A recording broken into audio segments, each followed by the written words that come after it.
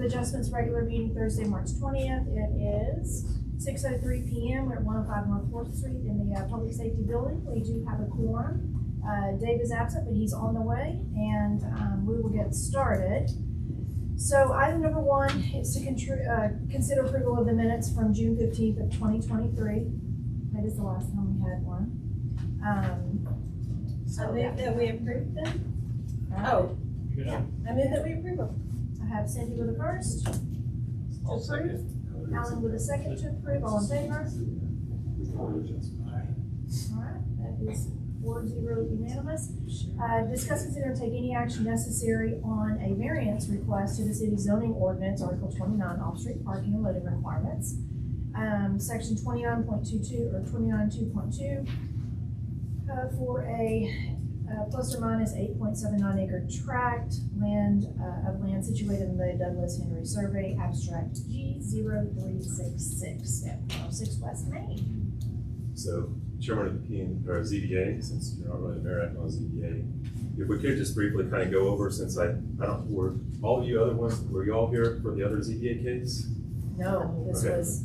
So if we could just quickly, between Courtney and I, kind of go, we put Katie's flow chart in front of you that kind of shows the flow of what zoning board of adjustment, of course, is a quasi-judicial board, has a little more authority in some instances than city council does, really, because you're granting a variance to your zoning ordinances that you have established. But there's specific criteria, and I forwarded the section 36.4 variances out of our zoning code of ordinances to you in an email. So hopefully you had a chance to look at that, because it does kind of, there are other sections of the zoning board of adjustment, like how the board's formed and all that, but the one I want you to look at and understand pertinent to this case in front of you is 36.4, which is the variances, and how the process for considering those is done. Because it's typically, it's pretty, should be somewhat straight and narrow on whether you would grant a variance to setbacks, public utility services or structures, erection of a building that uses the premises for roads and stuff. But for this one, it's to permit the extension of a use, height, or area regulation to a district, or to waive or reduce parking or loading requirements in any districts. So while our current ordinances require driveways and parking, site circulation in commercial or residential, and this is a commercial, it's zone C1. It's adaptive reuse of a single family home that I'll show you here in a minute. The requirement is to do a concrete parking, off-street parking. And that's in our subdivision ordinance as well, but this portion of it's for the zoning, because of the zoning. So if you just want to take a moment to kind of glance through the flow chart that Courtney provided you all, that goes over 211 Texas Local Government Code for ZBA. It's some of what you should look at as you contemplate after the case is presented to you, and the criteria that you should look at and questions you should ask yourselves as a board and have a discussion on whether it meets those or not. And just to point out at this point, actions by the Board of Adjustment have to be approved by 75% of the board, not of board members present. So it is a supermajority of the entire body. When you're voting tonight, that's to vote for it. It's to make whatever vote. Any decision you're going to make Okay, either way. has to be 75% of the board in total. Got it. Which is 5 of 4 for quick math. Excellent. Not just an attorney right there. So I think essentially, in short, I'll present the case, but by and large, it can't be a self-created hardship coming in and asking for a variance for it, like doing something and asking for permission later. Would granting the variance be contrary to the purpose or the behind the restrictions for the public interests? Is it to accommodate the property, the owner, or is there some physical constraint on the property that they came across when they decided to do it? Those types of criteria. So in this particular case, and the criteria is from the local government code. It's section 211.009. So these are not made up factors. These are what the statute requires that you consider. And so the subject property shown here in this aerial, this is a fairly new aerial actually. This has the chip seal, non-conforming or non-approved surfacing on there now to the right in the general parking area. Back in 2024 or 23 actually, this was a single family residence that I believe was renovated and turned into a commercial property. It's zone C1.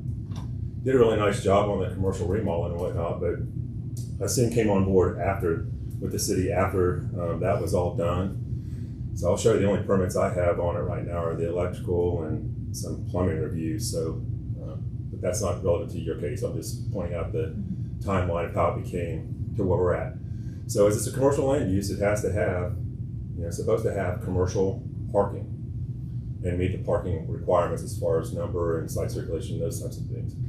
Right now, it's functioning as a commercial driveway onto a TxDOT road. So I'm not even certain that, if it was possible to approve the parking right there, that we would approve without knowing that TxDOT knows that it's now commercial and they gave them a TxDOT a commercial parking drive cut permit.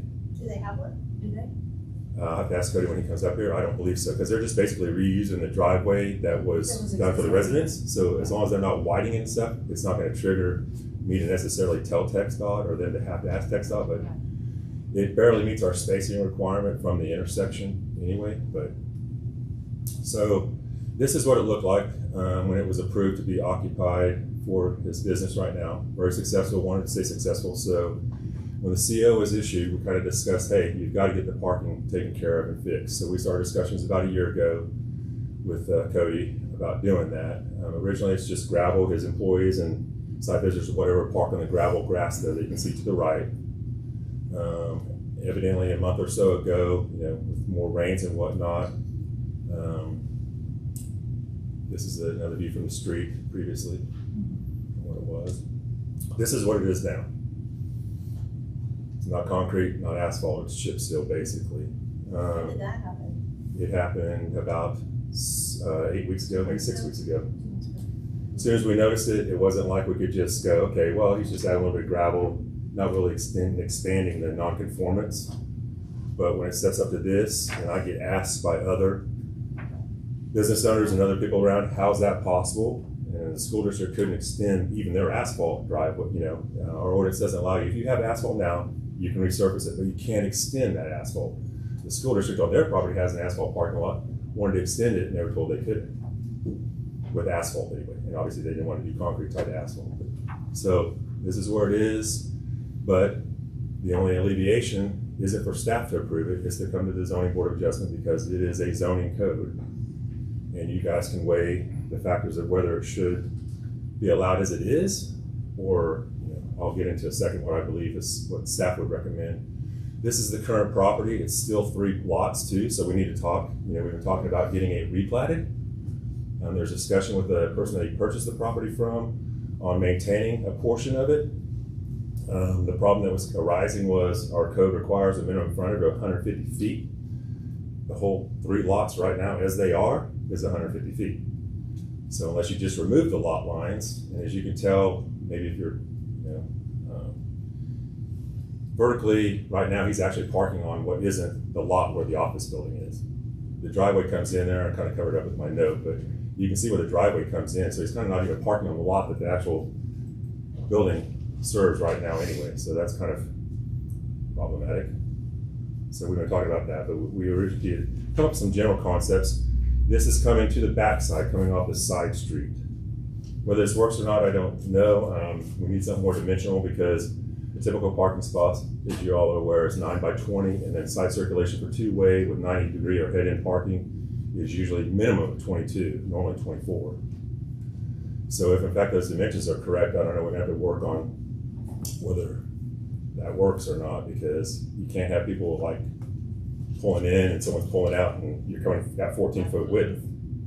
How do you get through? But right now the issue is just we need to know, if that's okay or not, or if it's a time frame. We've been, like I said, you got a CO a year ago in May to occupy the building. great, so. Why was the CO issued? If this I was not in- new at the time, and I didn't, I guess, look close enough to see that the parking needed to go in. The CO was issued, and so we started working with them to get the parking. Why was the parking not done when the whole renovation was done? Well, right, So the right. only permits we could find were an electrical permit and a mechanical permit. So my fear, and I've talked to Cody about this, that if TOS ever comes in, I don't know that it's, meets Texas accessibility standards, but I'm not gonna call him and, put him on the spot to work that out. My issue is just with the site planning part of it, and where we're at now. And this, what I showed here is, kind of showing when we were talking about replatting it and maintaining a portion for someone else, is can they even fit anything in there? You've got setbacks and things, the front setbacks and side yard setbacks on the corner. So if you subdivide it and someone comes in, even if you were allowed to do less than a 150 foot wide lot on the east side, could you get the parking? You'd have to do shared parking and a cross access easement on top of that. But would it even be wide enough to put another structure on there and meet the building setbacks? So they Because don't own the whole thing? he owns the whole thing, but it's 3 lots. But I'll let him explain that a little bit more with his discussions. The other person that we're talking about did come in and we sat down, I don't know, it was several months ago, about it to try to come to a resolution on it and explain some of the challenges of what he was kind of wanting to kind of help Cody out and explain to him that it's probably not really possible even with the gentleman's agreement or whatnot. But so before you all isn't the replat, it's just we have a non-conforming parking lot that got expanded to even a more non-conforming and improved with an unimproved surface. And I'll deal with getting the plat, and you all can, direct that the plat needs to take place too, because like I said, this parking and stuff's happening that's not really on the lot, that's serving the primary business. Yeah. But it's on his lot, even though it's 3. Correct. He owns all 3. So he's kind of going over his own lot lines, but it's still over lot lines. The subdivision ordinance technically doesn't permit that. So it's a corner. It's not the only one that's out here like this. They've had other people try to do the same thing. We've held them up on it till they replat it. And until we get some of the other things squared away, and then they know the surfacing that's required before they would go in and renovate the house and do an adaptive reuse, which is great. Nobody has a problem with doing that. It's just that in order to do that, and we have other ones along Main that are going through the process right now that they're looking to purchase it. And we let them know all the nuances of what would have to happen if you take it, because when it's a single family residence, sure, you can have a gravel driveway because you're legal existing non-conforming or grandfathered, whatever. People like grandfathered, but it's really technically legal existing non-conforming. If they come in there and they turn it into an office building, they have to do the approved surface and add parking and landscaping. He got a wall sign because it did meet the ordinance. He wanted to do a monument sign, but couldn't meet the setback requirements as they currently exist for the monument sign. Are there I trees? think we're gonna run into that a lot. And there's no landscaping. There was no landscaping done when the building was renovated either. Seen it being done for 3 years. So, but he's not asking for variances necessarily for that stuff. It's mainly the parking lot. So they made the parking lot better, wider, just not approved. Better to me would be meeting the code of ordinances. Better than what was there. Is it an improved surface with a non-approved material? Yes. Is it better? Yes. I don't think walking across it in the rain, his staff's getting their feet wet and all that kind of stuff, maybe not. But, and even then, if you're going to do this and it was approved surface, you'd still have to get a permit to do it, because now we don't know what's going on with the drainage necessarily and things like that too. Does the grass parking ordinance apply to commercial property too? We have no grass parking. You can't park on the grass technically anywhere. So you mean like in single family or residential? Yeah. You're not supposed to park in the yards? Right. Yeah. Same? Yeah. So if it'd be even worse if it was. Now, granted, they're parking in a designated parking area. They're not parking in front of the porch and the entry and stuff like that. As far as I know, I mean, I've driven by there several times. Never seen that, but doesn't mean if you had a big, a big event, they wouldn't. But right now, it just has to be an approved surface and show that it can come close to meeting the 1 to 400 parking ratio for square footage of floor area. So what's your recommendation? Been working with it for a year, but I'm usually a pretty you're just a flexible person, and I would suggest that give him time to get it done. He can get bids, and if he got a bid to do this, which he did, because the contractor came in and did it, There then was no permit or anything for that? no. And the contractor was made aware of that that's not a good thing to be doing if he wants to, be a contractor. But my suggestion is it has to meet the ordinance in my book because it's a self-created hardship. It's been known, and but I'm not against the board considering a time frame to give staff to work with him to get plans submitted and get it constructed. But If it's replatted, does it, if it's replatted, is the problem then that we have to work through simply the material of the lot, the parking lot? Because it does feel like this is restricted based on, like, can he actually even meet the requirements? well, we know And we're if it's replatted, does that? replatting doesn't affect it because I mean the situation is that the total width is the total width, the total depth is the total depth. It's Right. just subdivided 3 ways. Take Right. those center lines out, it's still 150 by, what is it, 150 by 175 or something like that. It's still a square. Well, and it's already existing, so we can't make him move them. No, I wouldn't expect him to move the house, but I Right. mean, he would, there is a situation right now where it doesn't meet the 5-foot setback from a property line technically on that west side property line there, on Right. lot between lot 11 and 12. But that was done. But it was already built, so previously. it is. Yeah, There's same with nothing the you can driveway. do. The driveway came right into the third lot, basically, Right. for the. Yeah, and I don't know obviously or not, that No, served all that 3 of was- those lots, or they used that one and they were just next to it. That was the driveway that they've had. They'd have to re-culvert if they wanted to do Yeah. it in front of the thing anyways, and that would be more of a pain instead of just doing it like they did. And if he can work it, if he'd have to get a deviation to the 150-foot lot width, and if that you still want to do a mutual access easement, we can't allow another driveway on that frontage. There's not enough driveway space. It We doesn't meet can- driveway space We criteria. can in the back, though. He could add one to the back, but that, it's getting close, but Jenny and I, the city engineer, looked at it, and if he goes as far back as he can and still make Still that tree. a drive, he gets to around 125 feet, which is typically what we look for as a minimum spacing from an intersection of thoroughfares. So, sorry, I'm gonna say one more thing before you go. If we did something like that and say took off the back parking spaces and L-shaped it to come and kind of meet, almost like a pole with that. That wouldn't be a bad design if it can work dimensionally. I'm okay with that too. Now But we'd you have to still get can't use- he can drive permit from TxDOT. Yeah, but you still can't use the same materials in that back half that you did in the front half. Right now, anything new that goes down has to be concrete, unless you guys grant him a variance for asphalt, which whatever. But it can't be chip sealed. There's never been chip seal approved for anything. And as the board, your job is not to look at how to tell him to fix this problem. Your job is to decide whether or not Whether or you're not he granting allows this it. variance. Right. Mine technically isn't either, but I'm not that kind of staff person. I'll help him work it out. We'll get it done. As much, because I haven't laid it out. I don't know if what you're talking about will work, Councilman, but assumption is that's a good idea to think about it. But right now, I just need to know he needs to get the parking done and make it work somehow, and I'll do the best I can to make it flexible and work. And I think we can Approving the get it done. variance, it's just about materials then. It's materials and then, When I read the variance application, and it seems to talk about, I don't want to use concrete, is the message I got from reading it. Concrete's expensive, and I don't want to spend the money, and my people are getting their feet dirty when they walk in the dirt, in the mud, when it rains. So, to me, that's not a hardship. I don't know if anybody knows what a hardship is, and I have people come to me all the time wanting waivers and variances over hardships. It's hard for them. That's not a hardship. A hardship has to rise above the normal that everybody else experiences. It has to be unique to them. It has to be something that they didn't cause.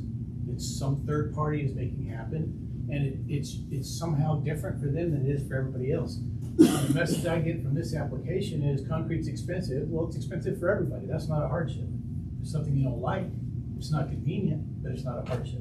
if I could, I'm gonna let Cody come up and speak his part. He can claim, he can. But I don't think it's a good idea to start making variances on materials when we've got a code.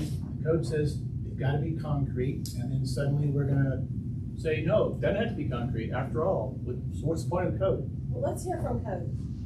Let's just-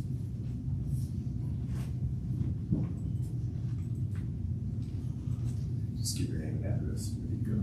Yeah, my name is Cody Paxman, the office address or my, Office. it's 106 West Main Street in Gunter, Texas. But yeah, no, I'm good with doing the concrete in the back if we can get it to work. The setback has kind of been just that I don't actually, I'm giving a portion back, right, to the other owner, or he will be the other owner, but so I've kind of been waiting on that because 2/3 of it is going to be mine and 1/3 is going to be his portion. And And then you don't have the 150 feet across the front. yeah, exactly. And Can't do that.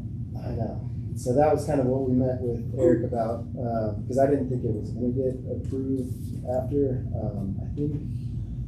mean, you told him that it was possible to do when Cody said that, but. Well, originally, we were in discussions with another applicant on their project, and it wasn't approved, but that's subdivision ordinance, so that's a different topic. No, but it does affect whether he can make this parking work, but Yeah, because that's what it comes down to. I mean, if we can't divide it, then I'm gonna do it across the whole thing for all three, right? But if well, we- all one. yeah, one. You'll have to replat to one lot, because otherwise you got cross parking on cross lots, so. Yeah, but yeah, I think it just depends on that. I need time to figure out. I guess we can divide or replat it or not. I was told that we could. And Cody, it has to be 150 feet. Like we Yes. talked about several times. I don't know what your agreement was with the other person, but the subdivision ordinance requires a commercial lot to be 150 feet. Yeah. You know, and that's irrelevant to the parking necessarily. That's a different animal issue. But if you want to try to plat it, you can bring it through the process, and then, you know, typically P&Z and City Council don't waive subdivision ordinance as far as lot dimensions and whatever lot sizes and stuff. So I don't know, you know, I have no control over what. So the question here today is on this driveway, It's right? Well, parking overall. Material of the park. I mean, I'm not sure, because it sounds like there's two variances on one application, and one is what it's shaped like, and the other one, what it's made out of. What's wrong with the shape? I don't know what's wrong with the shape, but it sounds like there's two variances here. Well, there could potentially be two variances. One is the subdivision ordinance, which is minimum lot width, which isn't for y'all. You guys are So ZBA. we're just here to talk about the concrete. That's correct. Okay. Concrete and needing the parking to be in place to support the business. Yes. And And then if we approve to give time, or put a time limit on it, then you guys get the plating situation and the concrete and the parking worked out. How much time would you need to get concrete? I don't know, 6 months.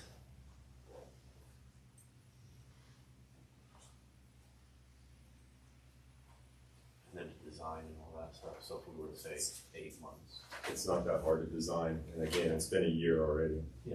I think so. And I'm not trying to be, you know, hard on Cody, but it's been a year and I get, there's lots of other entities out in Businesses the that are community. coming, using them as an example, right? And that's why we needed to get the ZBA as quick as we could when we saw that it was happening.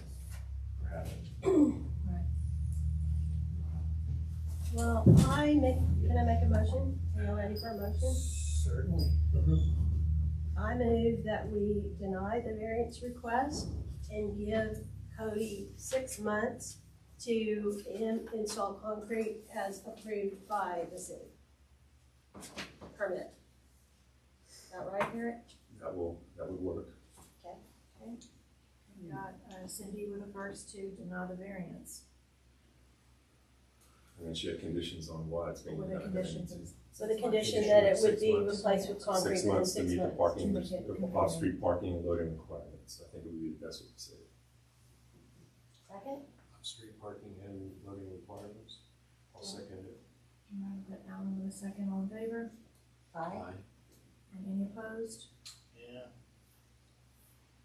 How long has it been like this? Yeah. Over a year. Well, how long has it been like this? How long has it not met the parking requirements? Yes. Over a year. How long has it been like? Did it ever meet the parking requirements? And has the owner, Mr. Baxman, Yeah. have you known that that's required? Yes. I didn't know when I bought it that it wasn't up to code or that. But you know you do due diligence before you buy property and you make sure you know what's required of you? I know now. But I'm just gonna point out that the motion was to deny with the 6 months. Yeah, well, I'm stuck on the 6 months, so So for the And you discussion. have to have 75%, and Dave can't count because he wasn't here. So you have to be unanimous in the Yeah, denial. I'd like to discuss it once motions are made. I don't like to rush to a vote. Okay. I wish we would Absolutely. start following some That's actually parliamentary how we procedures. need to do Absolutely. it. Parliamentary what do you procedure think, would be Lily? that you make a motion, you've got a second, then you discuss it Then you before you discuss vote. and then you call for a vote, so, Right. since y'all aren't We're doing actually that, gonna I'm change that. I enforce think we're it. gonna have a So, no, workshop I to vote fix no. that. I vote no, we need to. I Well, don't so like that William, what's motion. your, Well, that motion fails. what are your thoughts? Motion fails. That motion failed, Okay. so Talk about it and then go back in the talk about it and So, we need something that's a little more, not, no pun intended, a little more concrete on what the plan is. Solidified. Yes. So 6 months to what? 6 months to be completely finished and have it all fixed, but there's apparently a shape problem as well that needs to be held in another body. Right? Plating? Is there a shape problem with the existing driveway? Well, the existing driveway, if he touches it or tries to improve it, he's gonna have to go, well, and if it turns into a commercial lot, I'm gonna suggest that he talk to Tech Stop, because I'm not gonna have Susan come down on me because it transitioned and he made it 2 feet wider, because technically, our code of ordinances requires commercial driveways to be a minimum of 30 feet wide, and it is not 30 feet wide. Okay. So the question is, 6 months, 6 days, what would he do? And what would be compliant, and is it gonna be a problem with the shape problem? You're gonna have to grant the variance or not grant the variance, but make a motion to give him time if you want. And then if he can't get it worked out geometrically, then he's gonna have to come back to y'all, and we'll have to approach it that way. I've not laid it, I didn't take the time to lay it out to see if it would work or not. You just Well, and hypothetically we put it out can't there. do that because we are the city and each applicant needs to have their own professionals lay out their designs. Right, yeah. Yeah, they can bring it to That me. is too much liability on the city. We can't design for anybody. I just look at it and say, does it meet the design criteria that's established in our ordinances? And suggest, hey, if you did this, it would meet the ordinance. Eric, do you feel like 6 months is long enough to get it done? I think it's Too long. well long to get it done. How long is reasonable to get it done? 3 months? To me, 3 months, because you can design, it's not that hard to design and bid. I mean, I've been doing it with John Carter on some other stuff. And construction, hard to tell, but if he can't get it done in 3 months, he feels like he's coming up against the wall on it, he's gonna have to come back to you all and ask for it again. I'll re-urge Cindy's motion with a modification of 3 months instead of 6. Okay, so we've got to vote on the amendment to the main motion. Right. First, from 6 to 3. I'll second that. I'll accept it. Okay. Each of Everybody you in good? favor, all in favor? Aye. Okay, so that amends that. Now we To vote on the 3 main months. motion Now you've got the to deny deny. it and then offer 3 months for it to conform. I move that we deny the motion and give Cody 3 months to conform with the city code. Do I have a second? I'll second that. All right, William with a second, all in favor? Aye. Okay, and that is 4-0. So that carries, and that will conclude our work for the ZBA. And I need time, please. And we will close at 6:32. Okay, and then get ready for council meeting. See you around later. Do I count now? Now you count. You count Now now. you count. And I hate this computer. It is time to get a new one because it still will not wake up. So now I don't have it on a computer and I don't have it Would printed you like because I my- didn't Would you want like to my waste it in the computer? paper. So, That's why I don't use the city computer. they're terrible. It's been sitting in its bag since the day I got it. They are so bad. borrow mine? I don't think anybody would use Mine. these computers, No, but they're horrible. It's terrible. Can't even see it. Seriously, like my, it won't wake up. It was up earlier today, but now it's gonna have a moment where it's just not gonna wake up. She always has those moments when she won't wake up. Yeah. It's so frustrating. We're gonna fix this. Here, we have to have better stuff. Well, you need it for your stuff. You're doing it. I have my agenda. I just wanted to look through the stuff. It's fine. No, use yours. I'll keep trying. So, all right, well, let's go. I'm gonna pull it up on my phone so I can go through. It'll be okay. And then we have that. Yeah. Are you just looking for Yeah, I just wanted to follow along, but it's not a big deal. So I'm gonna open it up on my phone once we get started. Just like having stuff in front of me so I could read through it and it doesn't, my notes are on it too, so it's fine. Okay, so welcome to the City Council regular meeting on March 20th. It is 6:33 p.m. We are in the Public Safety Building at 105 North 4th Street. We have properly posted all notices. We do have a quorum with everybody in attendance. We will open up with our invocation and pledge of allegiance.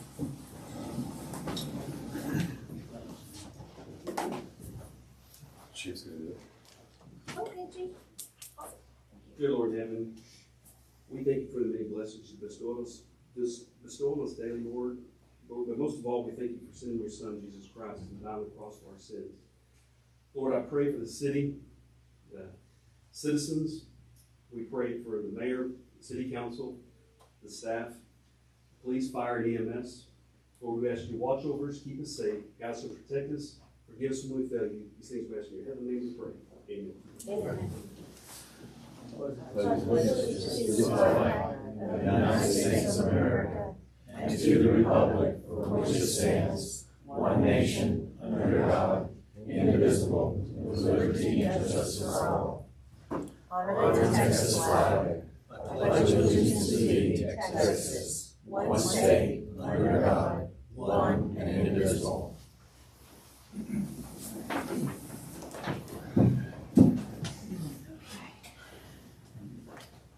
Agenda.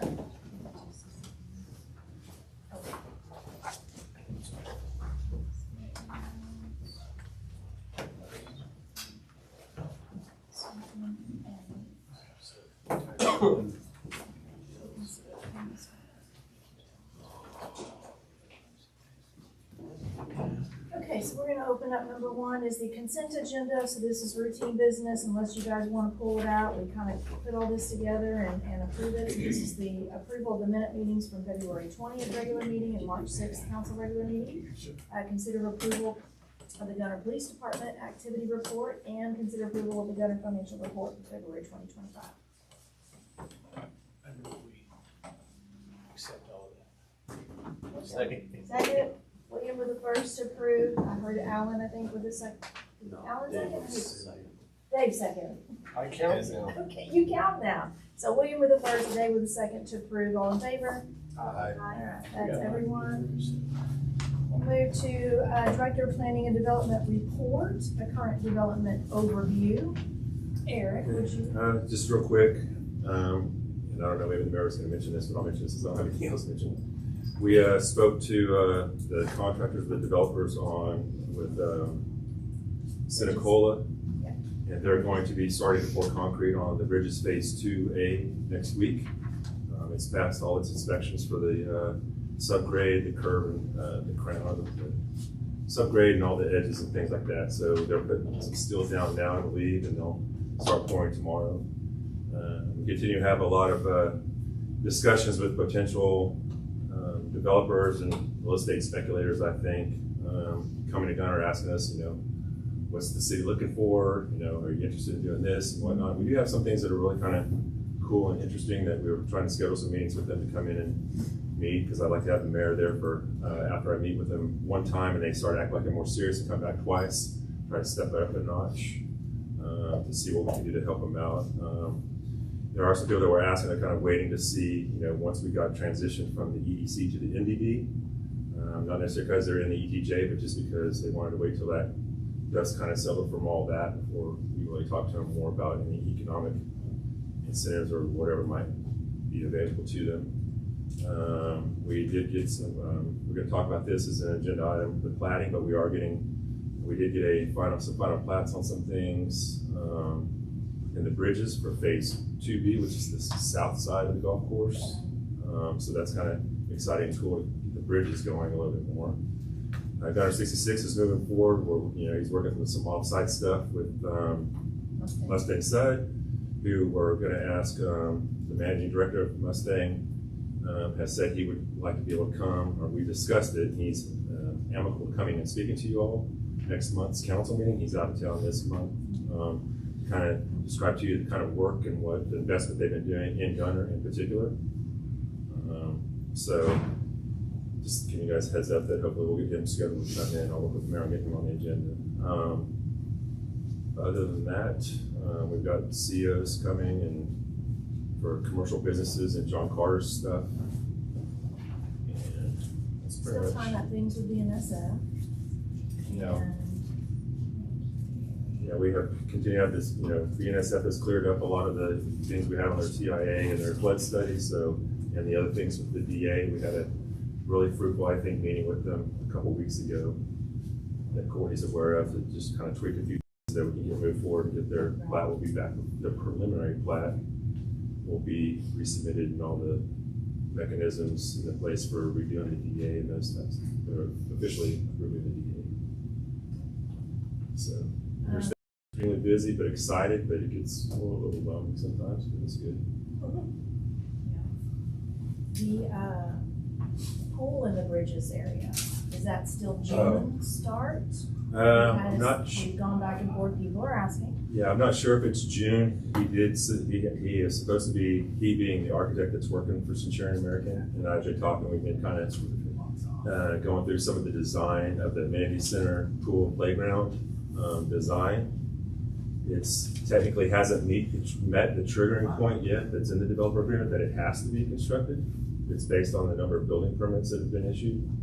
But they're coming up close on it, so they are working towards that. So it could be potentially June, but I haven't gotten an update in a couple of weeks on where they're at on that. But I can talk to Centurion American and see what they know, as well as the architect I'm working with, because I think he's just, well, then you probably noticed, for those of you who live in the bridges, drive the bridges, they are planting the trees along Bridges Parkway that they were supposed to do, part of the developer agreement. So, So people are asking about the trees too. so the trees are going in, there's irrigation that's included with that, as you clearly see as they're putting them in.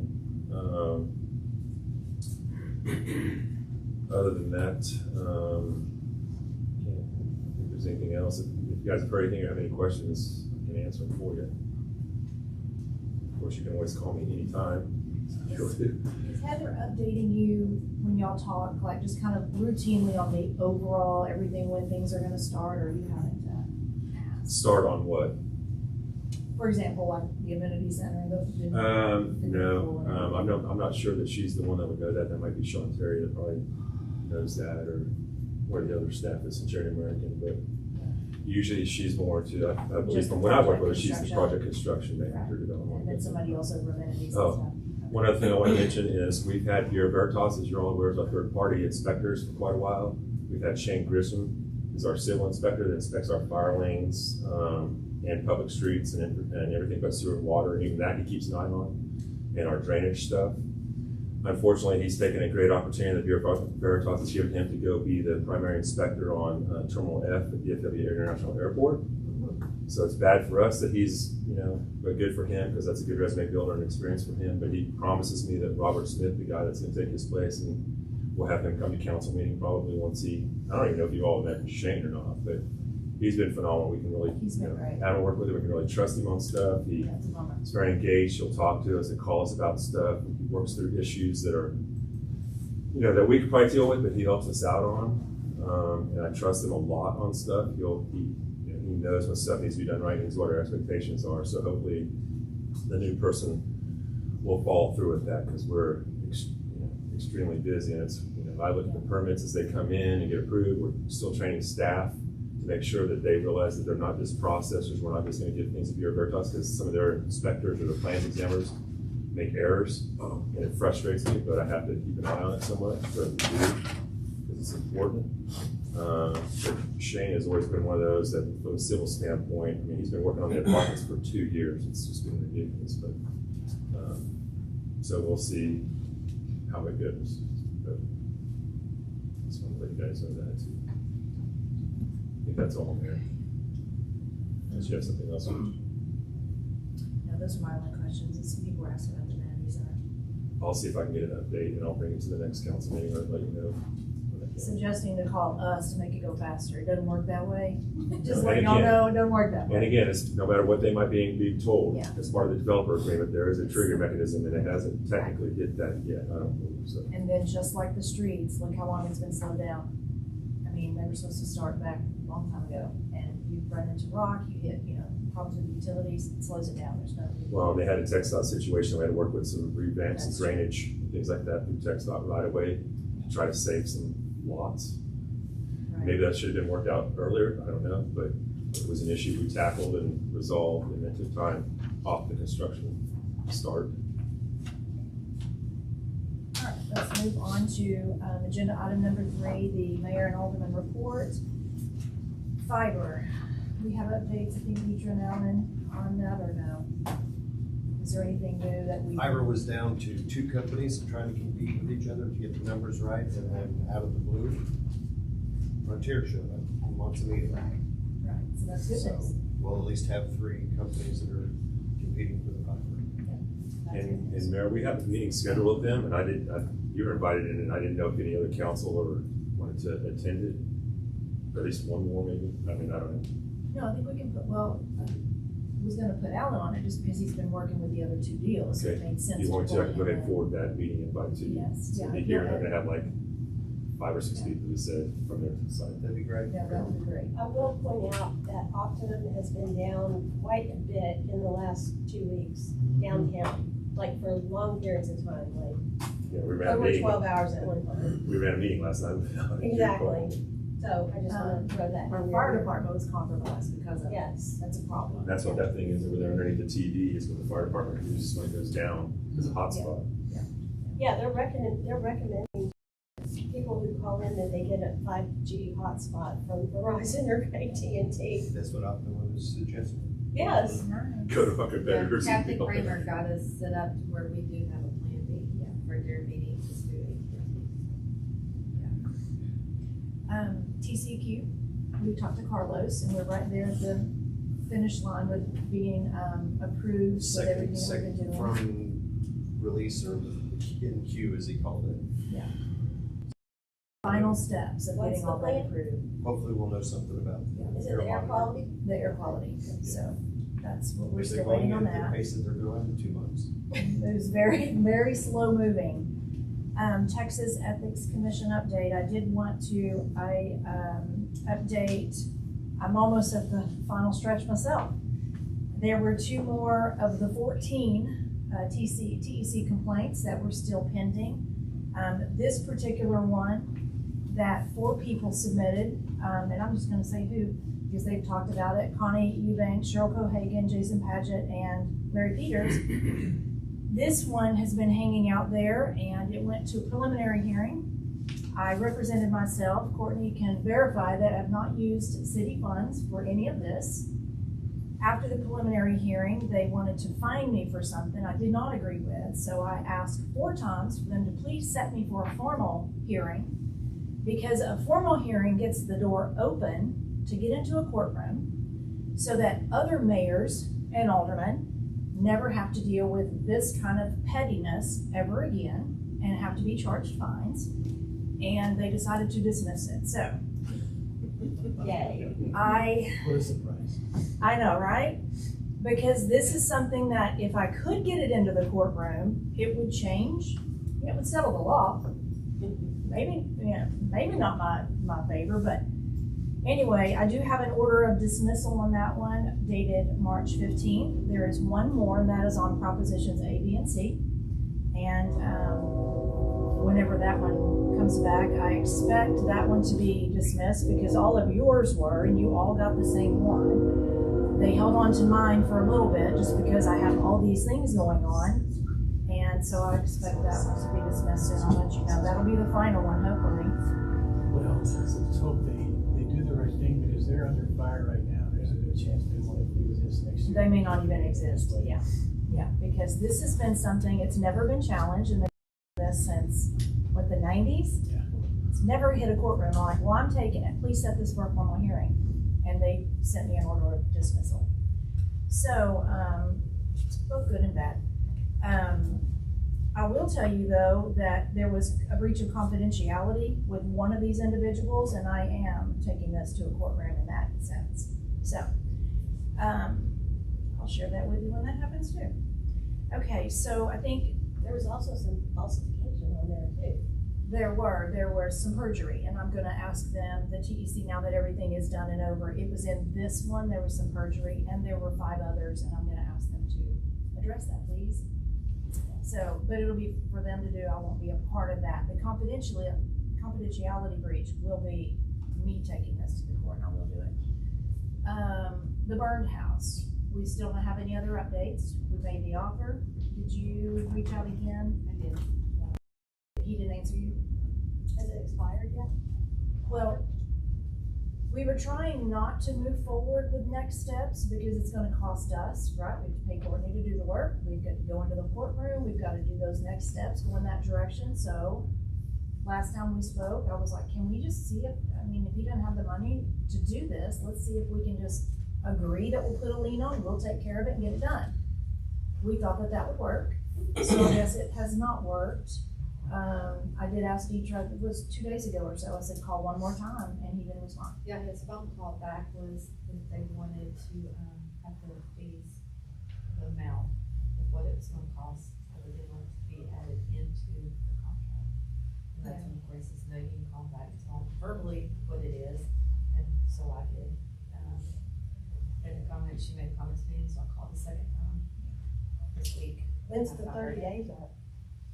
Well, really, that part wasn't really, well, that's up, because we're getting this That time. actually would have been that. Yeah. So we would have had to wait a little bit anyway, but we thought maybe this would do it, but it didn't.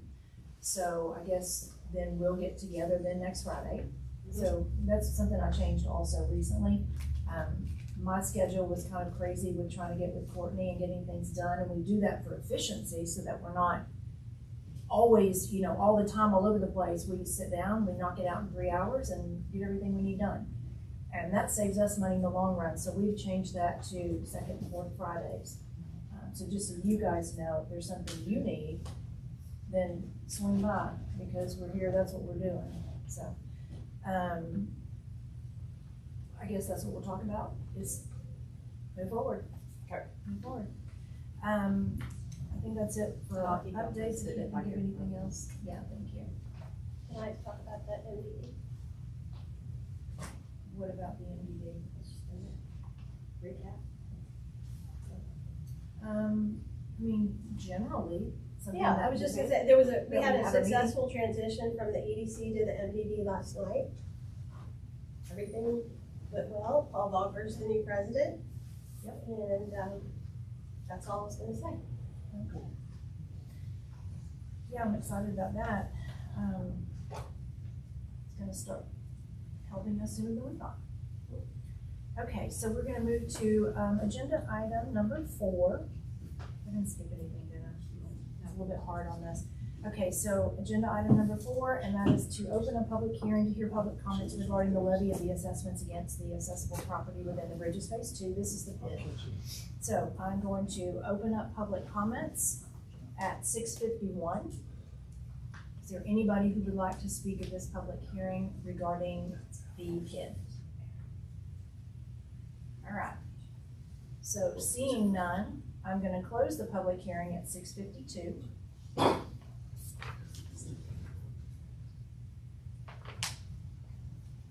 And then we'll move on to agenda item number 5. Discuss, consider, and act upon the ordinance approving the final service and assessment plan and levying special assessments against the property within the Bridges Phase 2 PID, and establishing the lien on such property, providing for the method of assessment and payments of the assessments. Jordan, are you and Jason going to speak to this tonight? I'll say I'll come up and talk about this, and then Okay. Jason will do the. Let's do it at this point. So before we vote on the ordinance, do you think there's something else right after that? Yes, Let's there's. get the overview and summarize it. That would be Absolutely. great. Thank Yeah, you. absolutely. So the 2 action items well, the three action items tonight are related to the PID are the levy of the assessment, so that's actually putting the assessment against the property. As soon as that's adopted, those assessments go in place. The next action item will be the bond ordinance, which, excuse me, authorizes the bonds that were sold this morning. So you have your financial advisor, Jason, who will come up and give a much more detailed financial analysis. That's way too many numbers for me, the lawyer. And then there's also an interlocal agreement that'll allow for the transfer of ownership once those improvements are completed. So the action item right now is the assessment ordinance. Like I said, what it is doing is levying the assessments. This is, we took a PSAP, which is basically a summary of all of the costs, how those are being paid, how those are being benefiting the property. That was what was before you last month. Those notices went out, worked with Detroit to get all those notices out. So everybody was notified that there was going to be a hearing tonight, which you just opened and told us was the hearing. And so this is just the action to levy those assessments. So happy to answer any questions. You also have P3, Jamie. P3 is your administrator who prepared the very long document. It wasn't just me preparing long documents, it was her too. Yeah. So you're not the only one that made the Yeah, 784 pages. 200-page ordinance. So remind me what the PIDs were for. Are they for streets or are they for something else? 'Cause we've got an agenda down here for something with Mustang. Yes, yeah. So they're improving streets, water, sewer. I don't believe they're drainage. No. Yeah, it's streets, water, sewer is the primary pieces there. Those are all part of that service and assessment plan. But it is the water and sewer is what's being transferred to Mustang. They will now, and I can go ahead and talk about that one. Being transferred to Mustang again. Yes, they're being transferred over to Mustang in order to own, operate, and run that piece. But that is only that little section, not the entire system.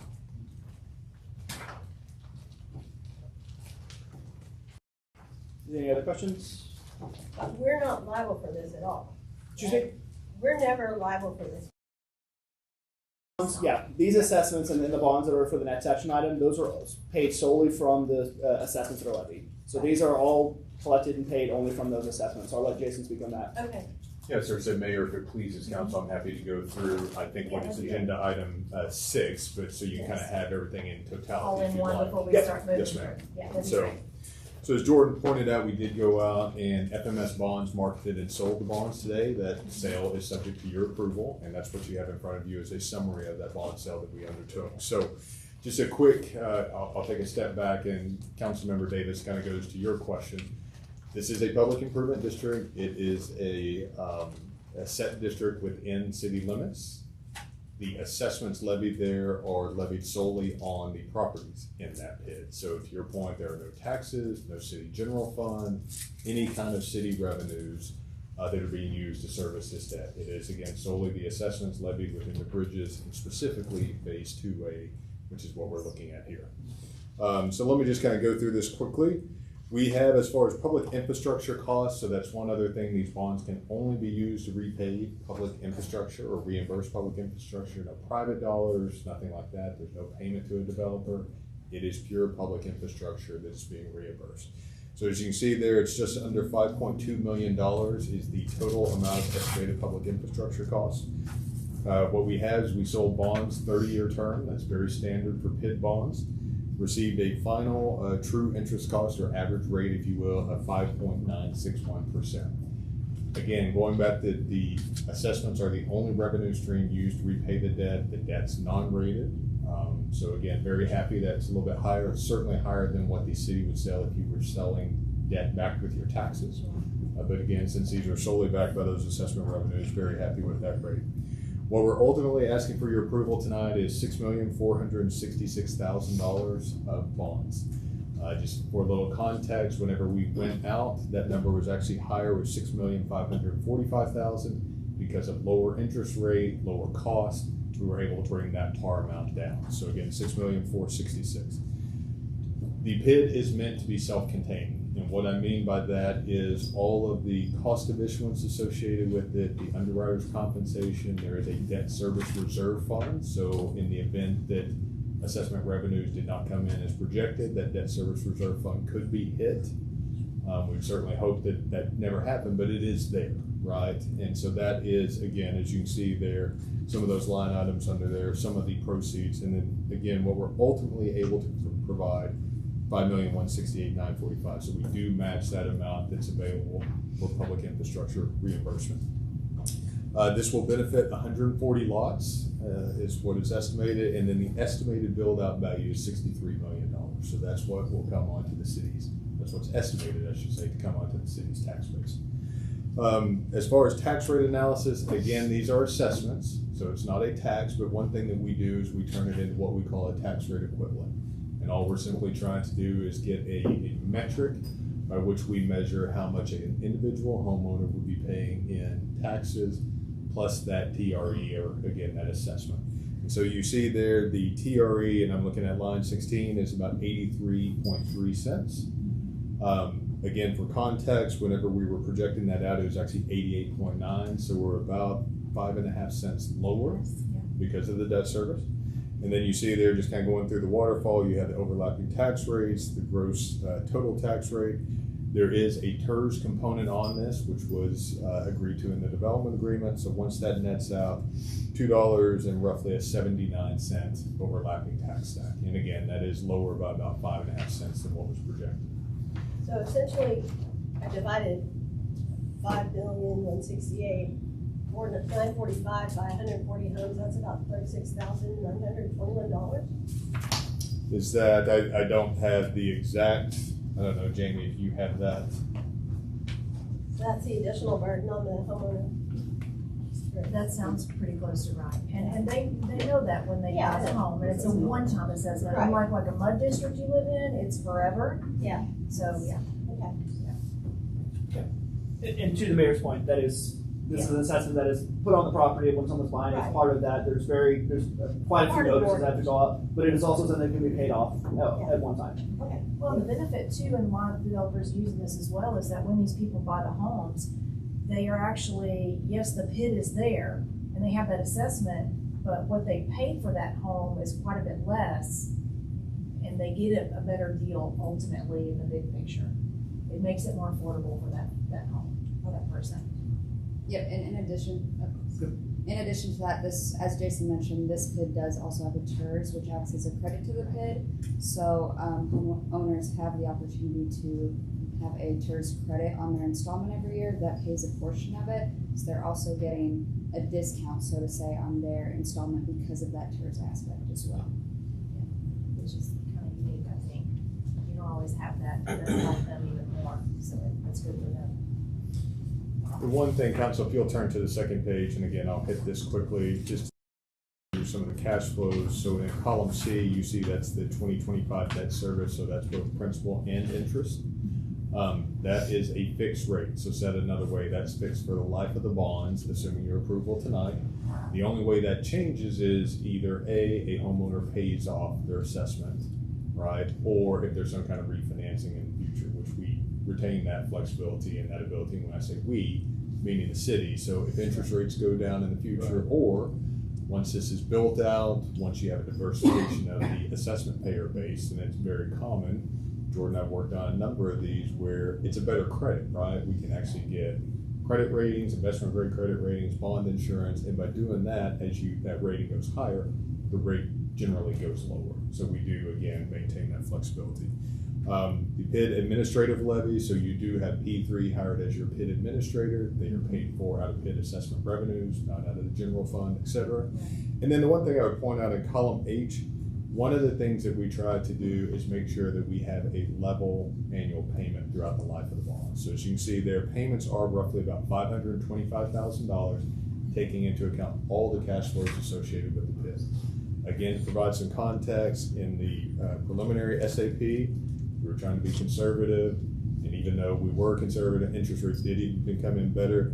Instead of being 525, that number was about 577,000. So again, we're about $52,000 less every year in overall cash flow because of the interest rate. So I just wanted to go through that and kind of show you that's one of the things that we try and do, again, to protect those homeowners. We don't want a situation where they move in and their payment's X, and then it's X plus 100, X plus 200, and keeps going up. It is meant to be level or even over time, hopefully decreasing. So with that, that is against item number 6. So I'm happy to answer any questions you may have about the bond issuance. I wanna make sure I understand this statement that was made earlier, that this is good for the homeowner because it actually makes it less expensive. So I'm assuming you mean that if there was no PID, the developer would have to front all that money, and then his front would end up being incorporated into the cost of the property when he sells it. Is that what you meant? Yep.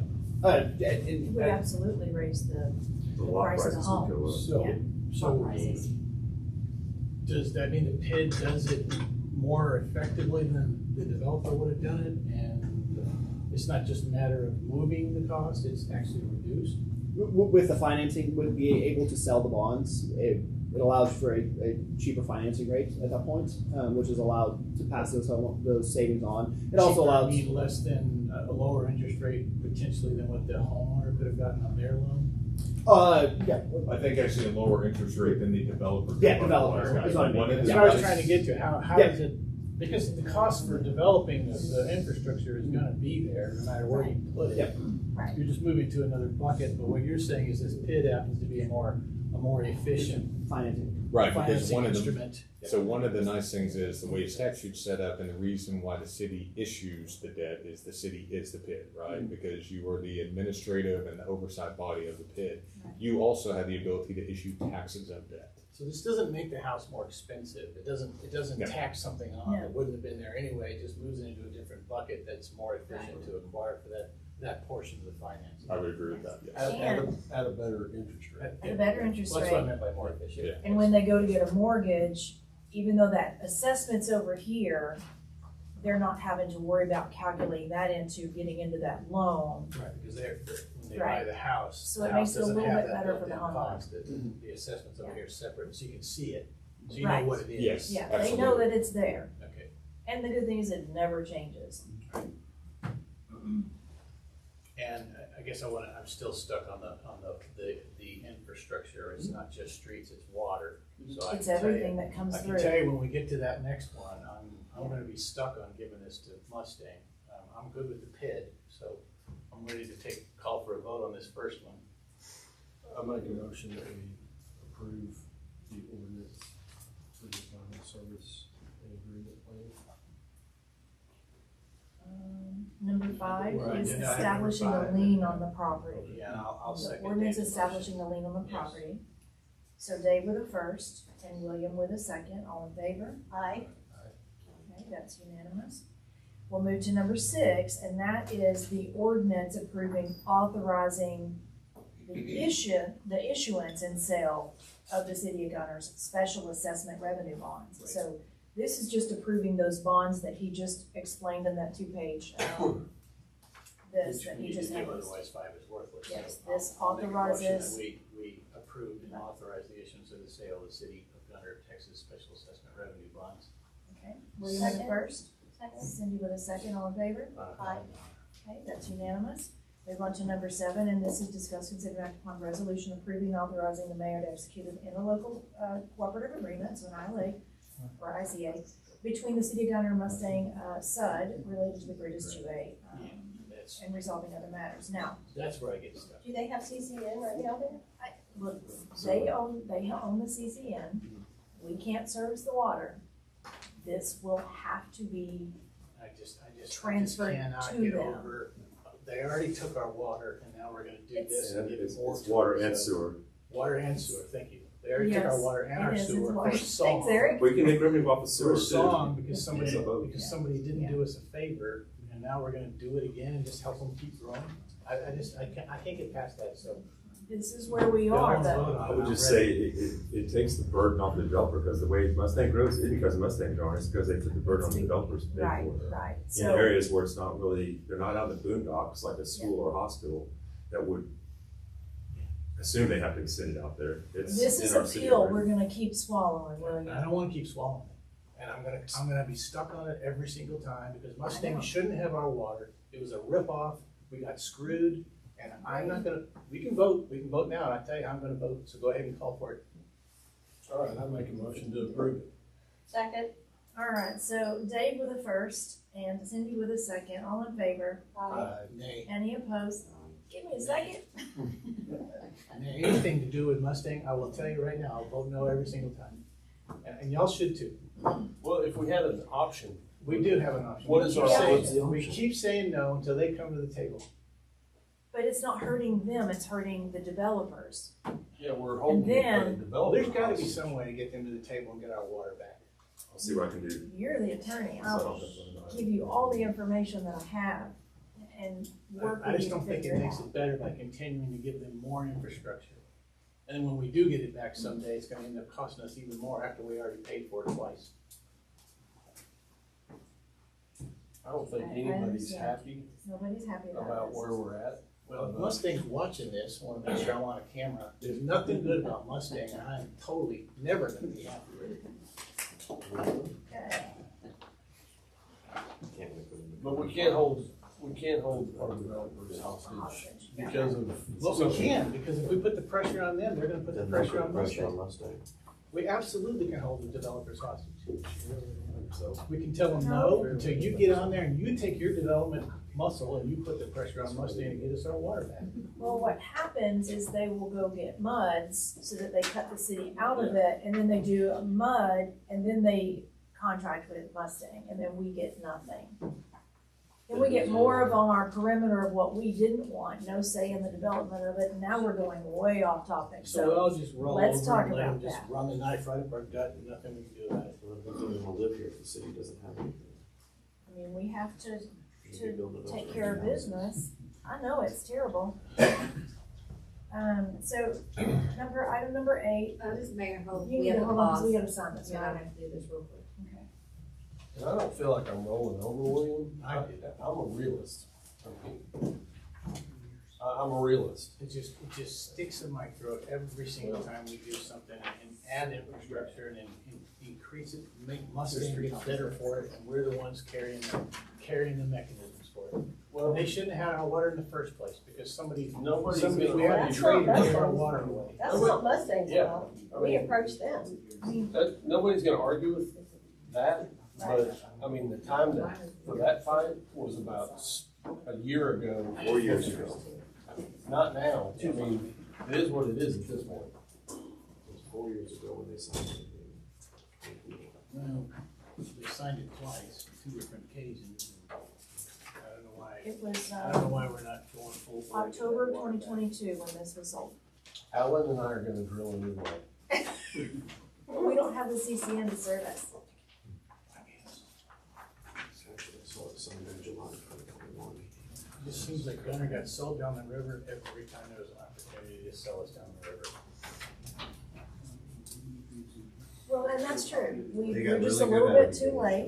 They got really good at it. So the ones that are- We're just a little bit too late. Go for the worst deal. Every time. At least there's a great water.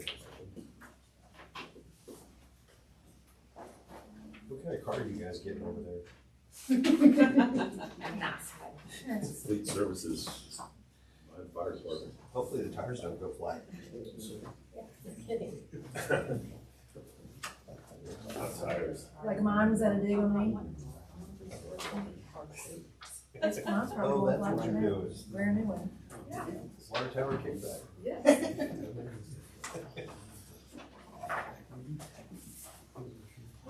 I also want to thank each one of you, Jamie, Jason, Jordan.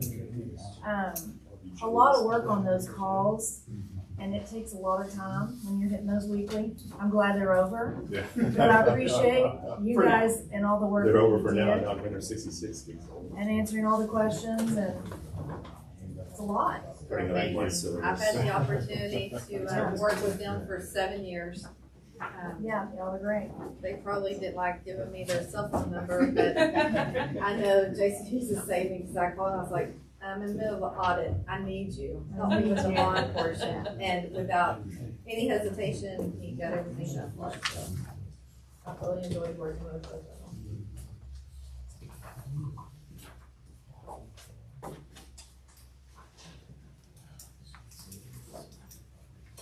Was it?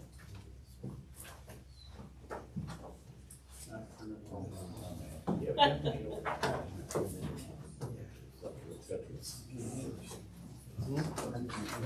No, not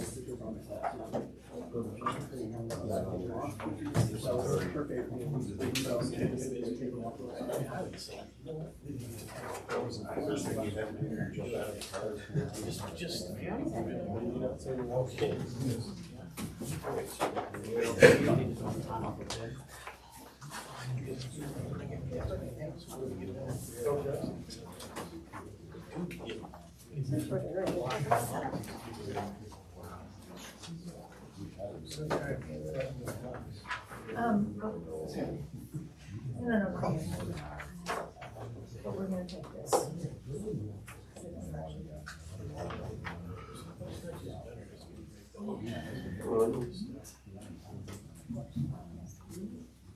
Hey, Adam. Yes. Password incorrect, I've done it wrong. Can you come read this for me? Just these. Just these. This is their. Okay, I was just like that. I'm what? You signed away your grandbabies. Just capital O, You're probably. like clean, you're like a first person. Oh, I sure did. What's his Oh, look, name? as you wrote it I know, I did, because I read it. Short, just look. First O. Sign your name. Oh, you don't like all caps, so it That's is. how I write. Okay, Really, never used to. you punch it in. I'll let you go, you're fast.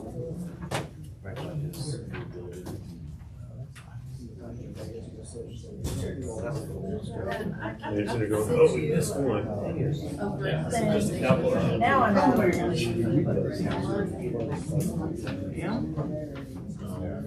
It might be the power source. We think this is gonna be, maybe I should run get you a power. It looks pretty cool. Okay, yeah, I feel that it was on the charger for I'll that. tell you what, we're gonna have to do something about these laptops, cause So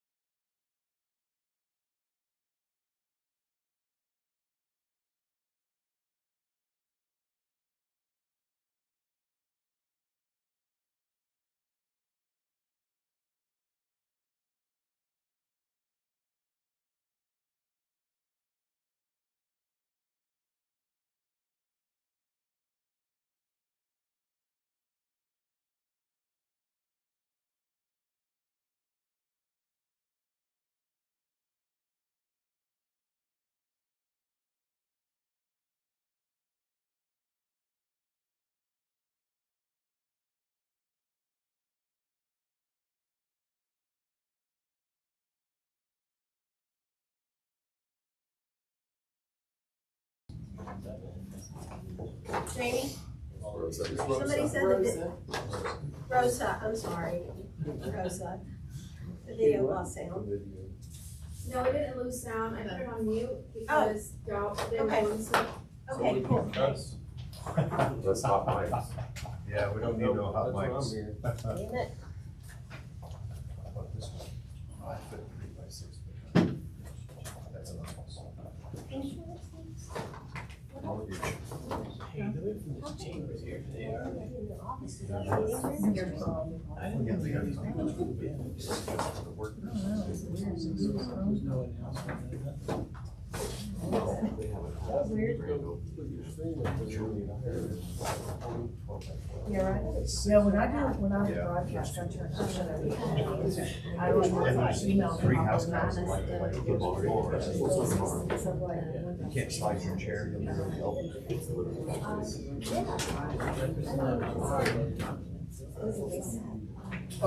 This is a 6-foot. So this, you and I would be sitting in this office. So really the ones that we want to do is. Perfect. Everything else we should.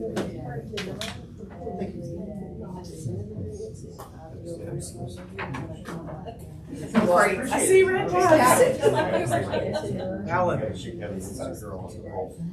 the update on the Mexican restaurant? Last two. One shirt. What's the update on the Mexican restaurant? This one? Camilla's? Yeah, Camilla's. Hey, there was an air conditioner truck outside him You today. did. You did. I mean, it couldn't be signed till after, so, That's true. but Ready, steady. that way we don't make them stay there all night. Always happy to if it's, I don't want to disrupt. So y'all, there was an air conditioner truck outside of Camilla's today. It's like. Now, remember mine has so weird. They're I was sitting there playing, I was like, this is. Are you done that? I'm almost done. Thank you. Thank y'all. Thank you. Thank you.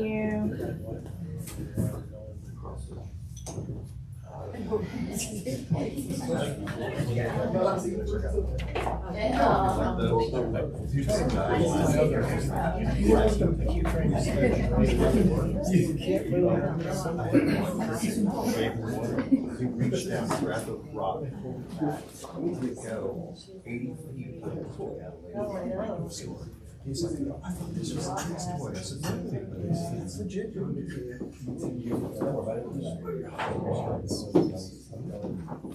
There's also a Kawasaki Mule that goes by. Thank you. All right. Thank you. Thank you.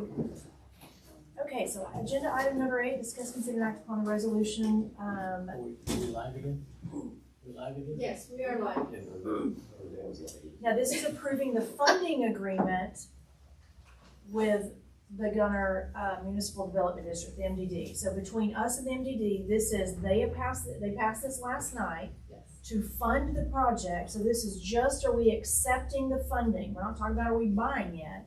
This is just, are we accepting the funding agreement that they passed last night?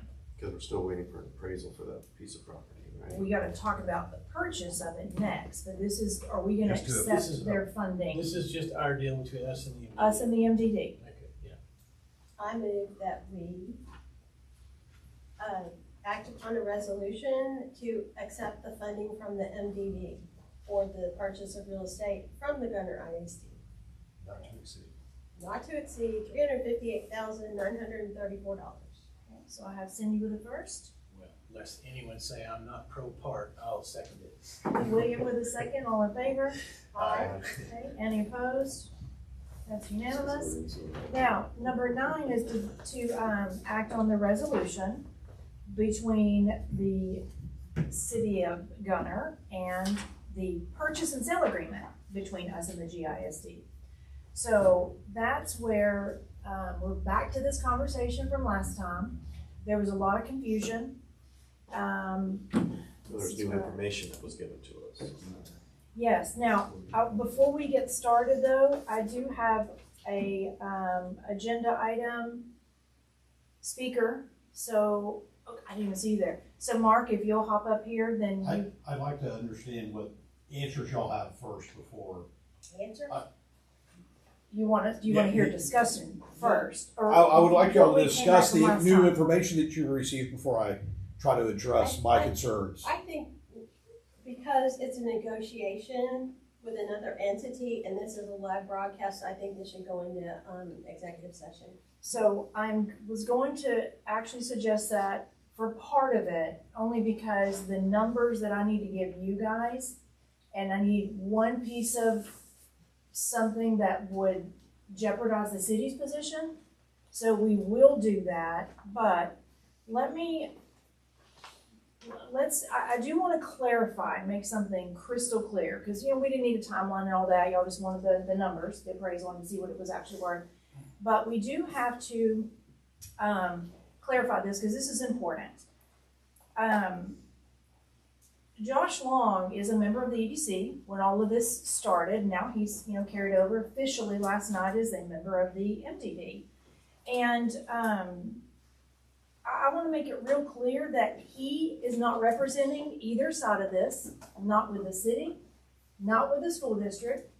He is not representing them, or he doesn't have a client who's representing them. Josh Long has nothing to do with these two parts, okay? But even though he still recused himself.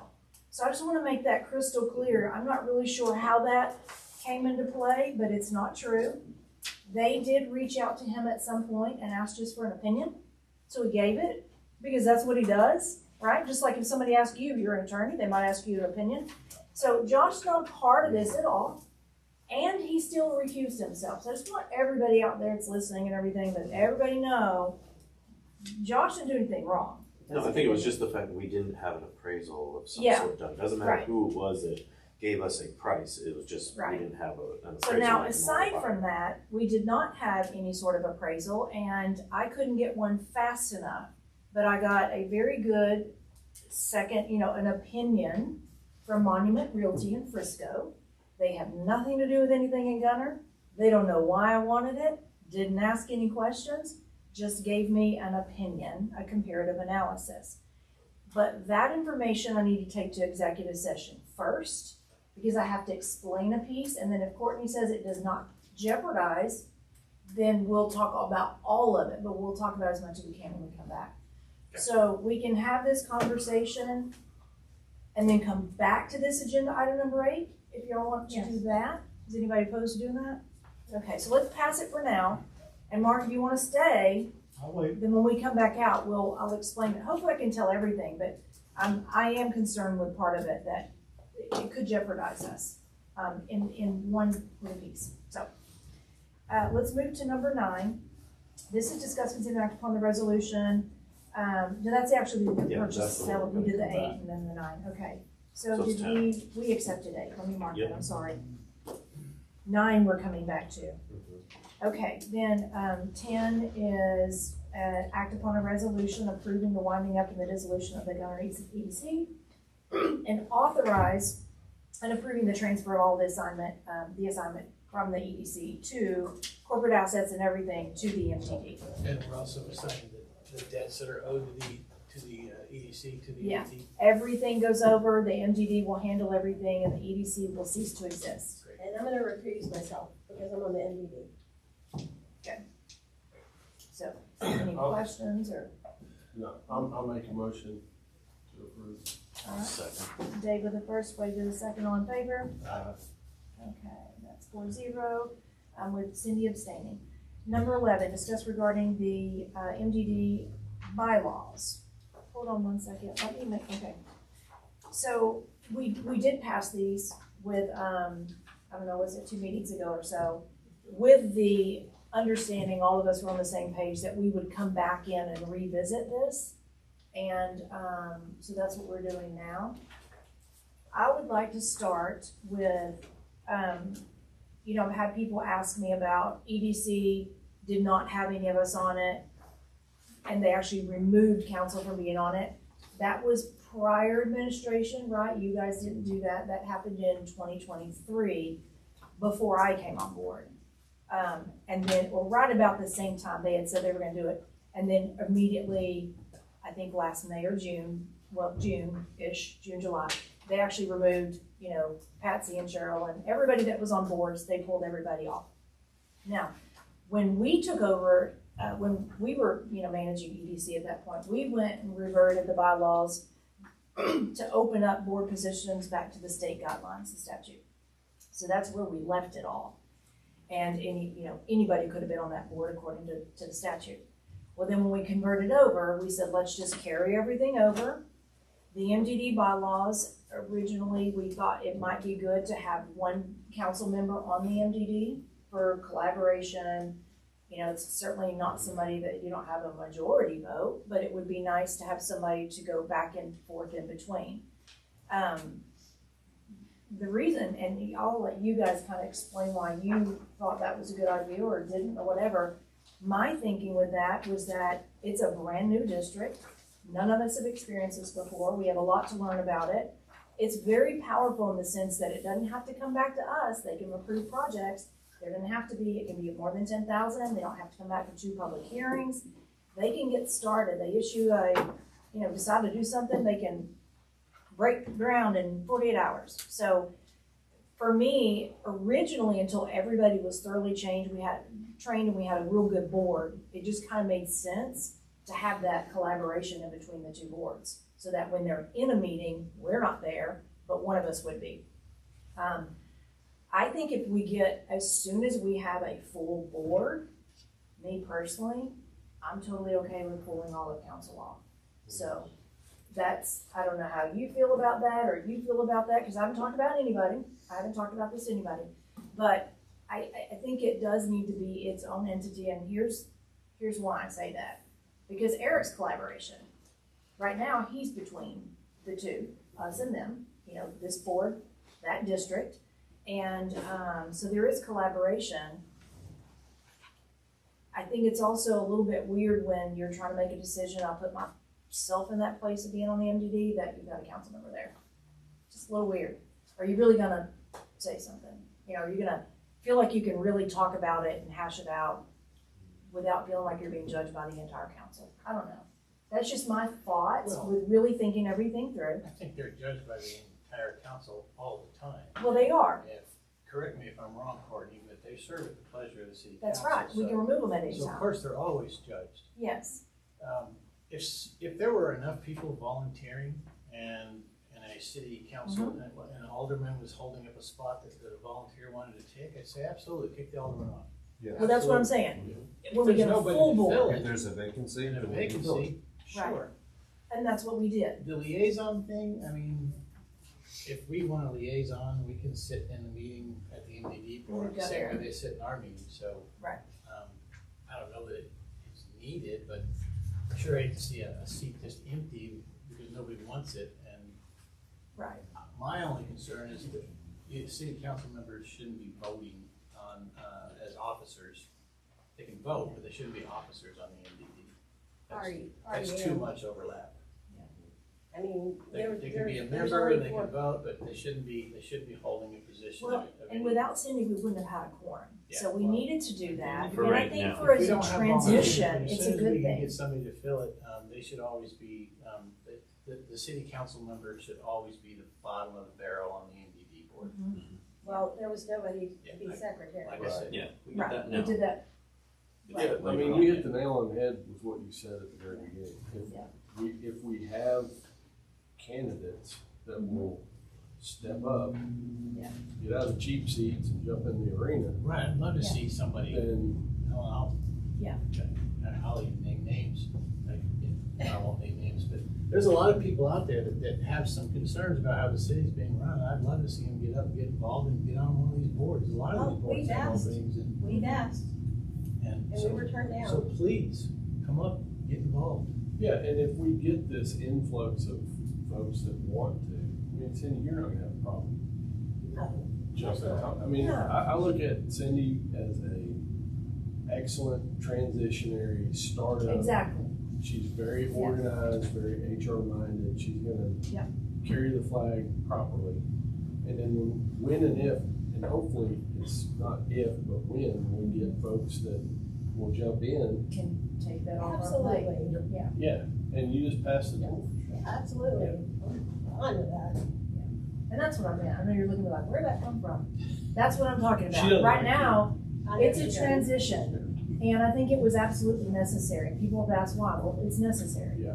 It's absolutely necessary. Necessary to then- have a quorum. But the second we have a good quality full board with all seats in place, And I we've think got some that needs to excellent change. candidates. Yeah. So, We do. We do. We have an appointment coming next meeting, so, Well, let's hope we keep getting more excellent. yeah. There's a lot of people who live in this town, and you know, I look out in the audience and I see Don and Jeannie and Mark and some other people that are always here, but that's a tiny fraction of the population of the city. And come on, y'all, somebody's got to step up and get on one of these boards. I've been hitting everybody. I posted it on Facebook. Parks Board needs people too. I'll tell y'all, you know, 5 years ago, I was one of those guys that sat just about everything that was going on, and my wife said, "Why don't you get out there and get involved and stop complaining? Go do something." I disagree. And, Half of it. you know, things aren't perfect, but they won't get any better if people don't get in and pitch in to try to make it better. So, you know, everybody that's out there and not involved on one of these boards, come on, get involved. I'm gonna round us back into this So actual MDD topic, which and is the the bylaws. bylaws of the MDD. So we did have that council could be on the MGD. I just kind of explained why we originally, I don't know how, why you guys wanted it there. We all agreed that that's what we would do initially. That's just why I wanted it. And obviously, we want to use it where possible. I don't know that we remove that, ability from the guidelines. I think you always have to have a backup. yeah, I mean, you might have something But- to move and we need to populate a seat and Get a be quorum. kind of like a interim deal. I don't think we want to limit ourselves, but I think the Right. spirit should be that, That the we intent don't would want be to that we would do Yeah. it as a last resort. As a But last resort. you can put that in the bylaws that way, that No. the city council can be on the board, but they always take the least influential position available. I don't.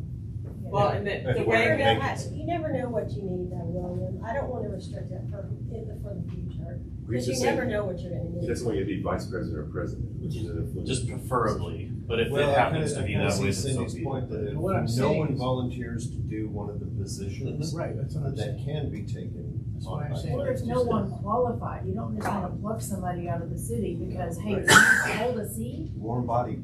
That's not okay either. You want somebody that at least, has a desire to do it, has the ability, has the skill set, has the time. That's our Because job this to is a real fill deal. those seats, but once they're Well, filled, what I'm But like I saying is said, that the I city don't want to council restrict member- anything for future councils and for future MDD. But they can change them, they're bylaws, you can just change them. I don't want to change. It's a policy statement, Cindy. well, and the way the bylaws are currently written, they just follow state statute and say that each director must reside in the city of Gunter or in the ETJ. An employee, officer, or member of the council may serve as a director, but may not have a personal interest in a contract executed by the district other than as an employee, officer, or member of the city council. Because that's how the statute reads as far as qualifications to be on the board. And that's statewide. That's state law. So what I'm saying is, if the city council, if there's an alderman on that board, they should be just a member of the board, unless the board just can't function. So they are stopgap, but they always will fall down to the lowest position on the board. If we need to have them be president, because there's nobody else to do it, well, that'd be fine, but what I'm saying is they should always, if somebody else wants the job after that qualified and appointed, then the alderman Right. should always step back. And Yeah, that's I agree. easy to put in. I just don't think we need to put it in the policy though, because I don't, like No, I said. I think we do. We need to make it clear to everybody that we're not But that trying, was our we want intent. this board to be as independent as possible within reason, I so agree. that they can function. Yeah. We need to send that message and make it clear. Because So if not, under, then you're gonna have the same thing, Cindy, as last time, to where you've got someone there and it's not the city's money, Using the but you're system. making the city's money decision, or the EDC's. you know. That's So- a good, yeah, right. so under Article 3, under officers, you want to add a provision that city council members shall not be officers unless there are not Enough enough seats. board members to fill the officer positions. And then they will be temporarily appointed Until the seats get filled. until the For seats are example- filled. For And they, example, and I they should mean, be I the guess, lowest ranking officer possible to make the board functional. Okay, so I'll add that to the officer section. Yeah, I mean, I well, I get, mean, you guys. okay, but let me give you the example from last night. Micah could have been the secretary, Don could have been the secretary, but neither one of them expressed desire to do that. And I just said, if nobody else wants to, I'll be happy to do it. Yes, Which is filling the position. And that's Right. fine, so if we hire, if not hire, if we get someone else on the board and they wanna do it, then yay. Take it away from you, give it to That's them, fine. there you go. That's a good Cindy, line. Cindy, that comports exactly with what I said. That's filling the position when the board wouldn't function otherwise. Okay. But as soon as somebody wants that position, That's the word. and the only people that are gonna want it are people we've already qualified to put on the board, then the alderman should take the lowest ranking position on the board. So I'm gonna put ready, willing, and able for other board members, and that the council is the lowest ranking. Yeah, and they would just serve as an interim Position. officer. right, so if you were an officer, it would be an interim Yeah. type. Yeah, because the So intent if they're would be not there, then you have a quorum. I'm gonna primary you for secretary. What? You ready to lose? What? Primary? Okay, What are you gonna do We'll see, first? we'll see. You're gonna go primary for secretary. were there any other changes to the bylaws? I don't have any. I think that we should have Yeah. as few restrictions, the state I think already so too. restricts it. I No, I think think so they're too. really good. Thank you for putting. Josh, Don, do you guys wanna speak on this?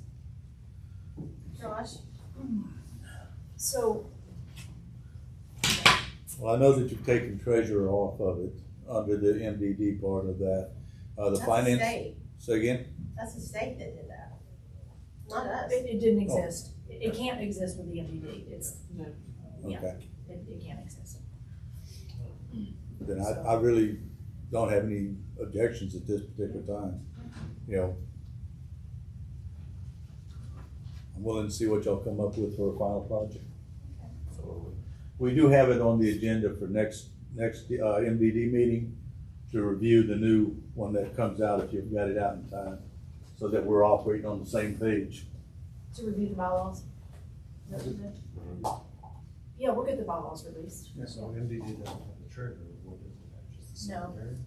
So, Yes. Deidre or the finance officer serves as that position. As if we That's are doing it by statute, already. yeah.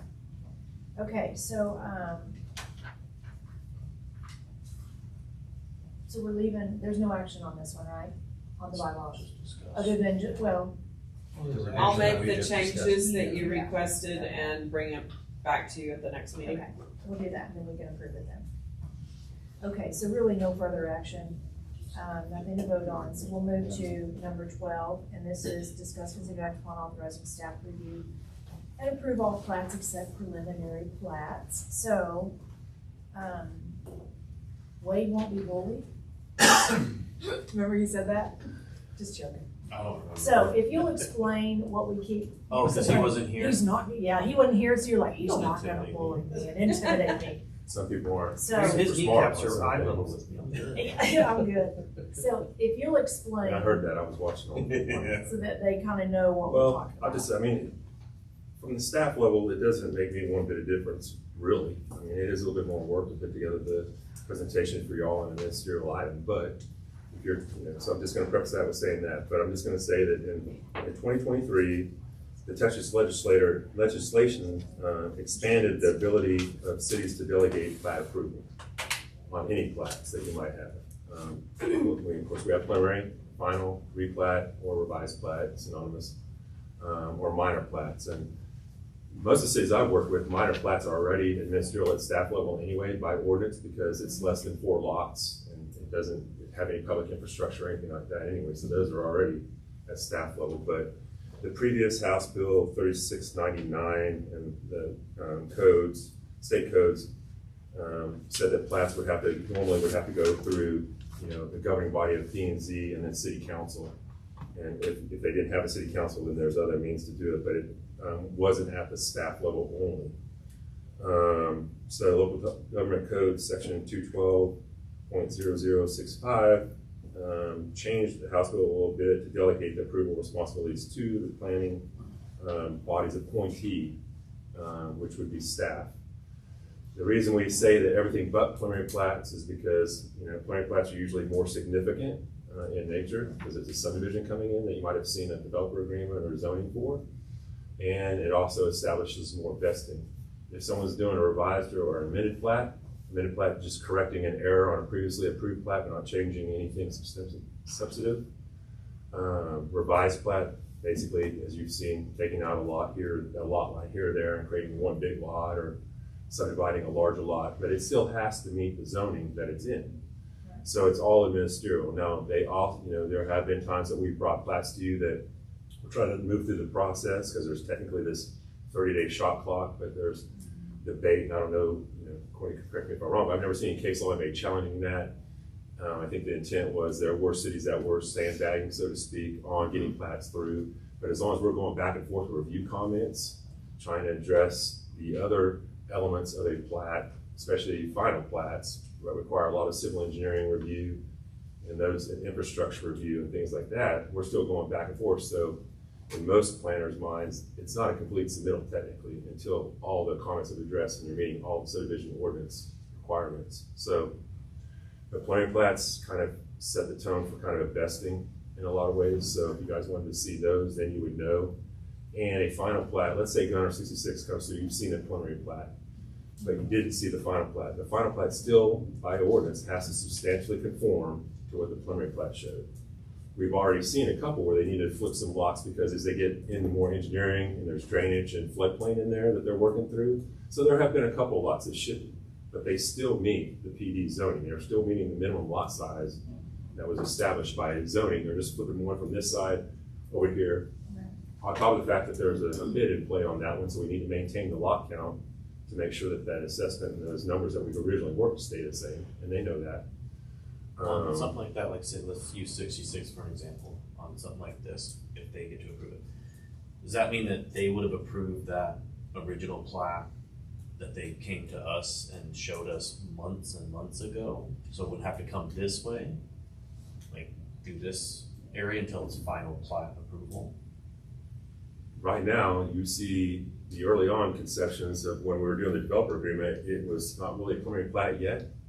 It was a formation of a preliminary plat, and then it went to a preliminary plat with their P&Z and substantially conformed to the exhibits in the DA, but everything shifts a little bit, and you guys didn't, you gave feedback that you didn't like some of the street layouts and these types of things. Or the lot sizes, so they changed those. So what my question, I guess, comes around to is if we do something like this and let staff approve all plats, say a developer comes in and says, hey, we're gonna do some 40s and 50s, they would have to get a zoning change. That would They'd still have so to. when we did that though, that was part of the development agreement we were showing. So it wasn't, That's what I'm saying. I wanna make sure you like, saw we're that still getting before. in. Your You developer would still agreement see that before. Okay. establishes the zoning for me. Yeah, he's I making I just don't sure want it to where it's like a somebody's not developer gonna comes get in past and they're us. like, yeah, here's 40s and No, 50s, they get because that, and then Yeah. they come to us, we're like, no. If someone comes in right now, they don't have to do a developer agreement because they're just gonna do straight zoning. Let's say they have if we had SF2 sitting out there, the minimum lot size is 60 feet in all of your zoning, no matter what. So if they come with something else, they're gonna come for a planned development.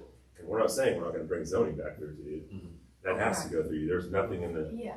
Okay, so we'd still see and be able to talk and not, It's they have just appetite. the ministerial function Absolutely. of the plat. When you Just see making sure. Preliminary plats. Yeah. So this suggestion here is that we're going to just have staff approve the final plats. all which is plats but preliminary. All but preliminary, because those are ministerial anyway. Yes. Once they meet, Yes. there's nothing to argue about anymore. Right, it's just more time for Now, us, it's more just- agenda, he's gotta explain it, which he can still do in your update, your developments. You Yeah, I can can say, hey, still by give the you way, developer updates. here's what I did, Right. this, But, I mean, the state just doesn't give us a lot of discretion on it. Once No. it meets the subdivision ordinances, it meets them and we're it done. meets it, there's It nothing does we it. can The only say. thing I Doesn't want matter whether we look at it or not. Well, I want to be clear on Right. it. There are times when we have brought final plats to you to help keep things moving forward that we recommend approval with a couple conditions, Yeah. but they're minor in Well, but- nature. But So it's a ministerial, but it's still not. And the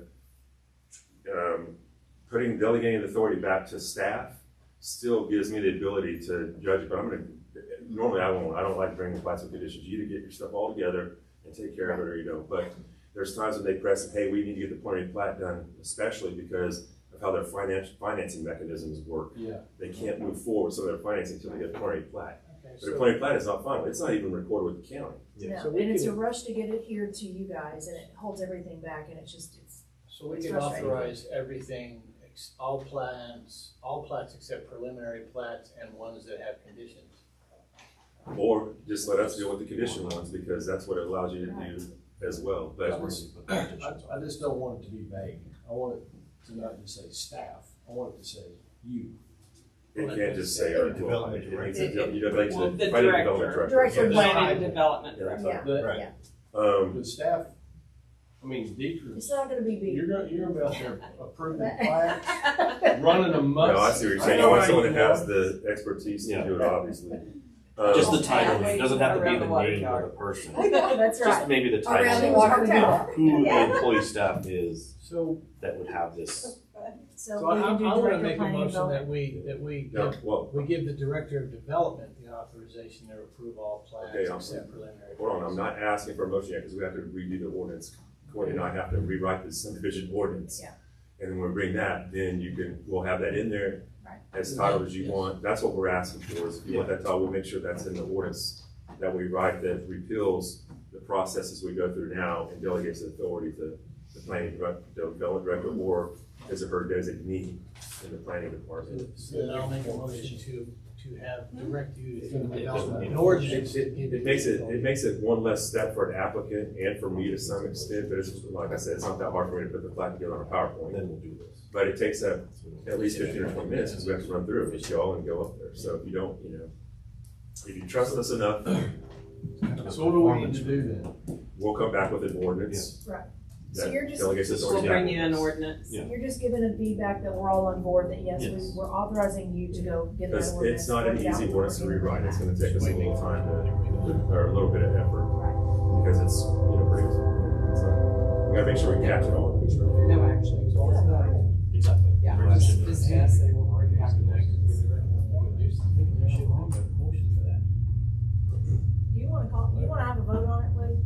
You can vote on it. I'll let you Ask make for all the motions on the authorization. other ones, I'll step back. The rest of the night. Well, when you direct staff to do things, you should have, Go for it. I'll let you it direct. should be in the minutes also. Courtney, do we need a vote? No, because we'll bring back the ordinance and that That's will be what- your vote that's on the that. vote. Vote on it, yes. Overruled. Overrule. I understand your authorization and direction. We'll get it. Okay, so if there's no objections, I would like to hold on to 13 and 14 for a second, move to 15 because we have a speaker, or not a speaker, but someone who wants to speak on this agenda item. And rather than keeping him here all night, we could, if it's okay with you guys, Yeah. can we skip to that one? So Adam, because my computer will not let me in, I had that list of all of our streets. Can you just this is what we were gonna talk about, is prioritizing the street reconstruction and all. It's just to talk to council, sort of. Yeah, it's just to if you can explain. I got a couple of things to say and then. Yes, if you can y'all do speak that. And we wanted to make sure, because remember last time there were those 4 streets, I think the project was like 105,000. And there were 4 streets that needed to be done, but there were some questions like, is Captain Cameron here? No, he told me just to Okay. state what he said on his behalf. Okay, yeah, because this was really important to him, because he was here when we talked a little bit, I think maybe William might have brought up like how many people live in this area. Yeah, that one. How, right, and he came to me afterward and said, we're beyond that, it's not really a how many people are out there, it's like, it's dangerous, period. Yeah. And we're going to have, this is an incredible liability if we don't fix this, so, and then he was gonna be here tonight, but I guess he couldn't, so. I'll let you reiterate that, but yeah, if you wanna hop up there and just give us that overview. Mayor, real quick, do you want me to step over there and see if she just stepped away? To have to sit in here for a No, minute? he'd already told, he talked out. Yeah, okay. Yeah, so no, let's go ahead and, introduce yourself, because you were my citizen comment, so we'd love to hear what you have I'm to Mick say. Rexroad. I've lived at 1220 Hunter Road, Collinsville, Texas, for the last 27 years. And when the county had the care of our road, they did a great job. But then Gunter took it over, and all maintenance stopped. So the road has gone downhill ever since. Why is Gunter? Hold on, let him talk so I can finish, then we can ask Adam those questions. So anyway, Gunter quit taking care of the road, and I paid twice to have the road graded because I was told that Gunter had no money. And what I did was I came to the city council meeting 6 months in a row and asked the question, when are you going to maintain our road? Every time they answered me the same words, we'll take it into consideration, and never got back with me. So this is where we're at today. The road's been in bad shape. At this point, not too long ago, Will Bolin had to call out child home health care. The lady could not make it down the road because the water was over 12 inches deep, and it holds the water. It does not drain off. So what we need to do is we need to raise the road, dig ditches on each side, and drain that. Because it's just dangerous. And now it's not about who lives on it. They just don't want to get anybody killed on it. Right. So that's my concern. Thank you, Mr. President. What, if you don't mind me asking again, what road was this one again? Hunter Road. Hunter. Adam, why are we maintaining roads in Collinsville? That's his address, but it's city limits. It's city limits. Oh, okay. Like there's a section of county, there's a small section of county along that road, but we own the majority of it. Got it. Okay. And so this is one of the four, right? That Yeah, were in there's, that. you want me to come on up? Yes. Let me Come go on up and through start this. them out. All right. Where's the next two? All right, so, and we're not doing, so we skipped 14 too, right? Mm-hmm. Okay. We'll come back to 14. So Mayor Council, so I'll go into two different things. One was, we're just looking for, discuss, consider, and act upon prioritizing, I asked that it be changed to an action item. Prioritizing street reconstruction, maintenance, and repairs. All three of those are different, obviously. But we'll talk Hunter and Kimberlin Road. It's 4 roads.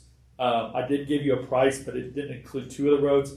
But to give you an example of how bad the roads are, so the recommendation by the county, the road is functioning as a ditch right now. So we did some repairs on Hunter Road and a small part of Kimberlin. What was that? Maybe probably 5 months ago, 6 months ago? Yes, 5 months ago. 5 months ago. And that was about $5,000. It got obliterated within, 45 days it was gone. Everything we did was just gone because the road's functioning as a ditch. There's nowhere for the water to go. But to give you an idea, so the price, and this is from the county, and you won't, I'll be honest with you, I don't think you'll do better than the county. The price for Kimberlin and Hunter Road is $105,087.75. Where's that sheet I have? Sorry. To give you an idea, the other roads, there were 2 other roads they recommended. I would say they're not near as bad, and that is Blaine and McDonald Road. Blaine is a road that we've done road repairs. We had to block Blaine not that long Blaine, ago. we had to block off. The county replaced the culvert. It parallels actually the tollway for a brief period of time. Right. But they're not as great. So to give you a difference, an idea, the length of the 4 roads, the 2 roads, Blaine, and I'm sorry, I didn't know if y'all wanted presentations on where they were, everything. McDonald is the northwest quarter of town up near Kimberlin and Hunter. Yeah. But combined, McDonald and Blaine for $20,366 are just under 3.5 miles at $20,000.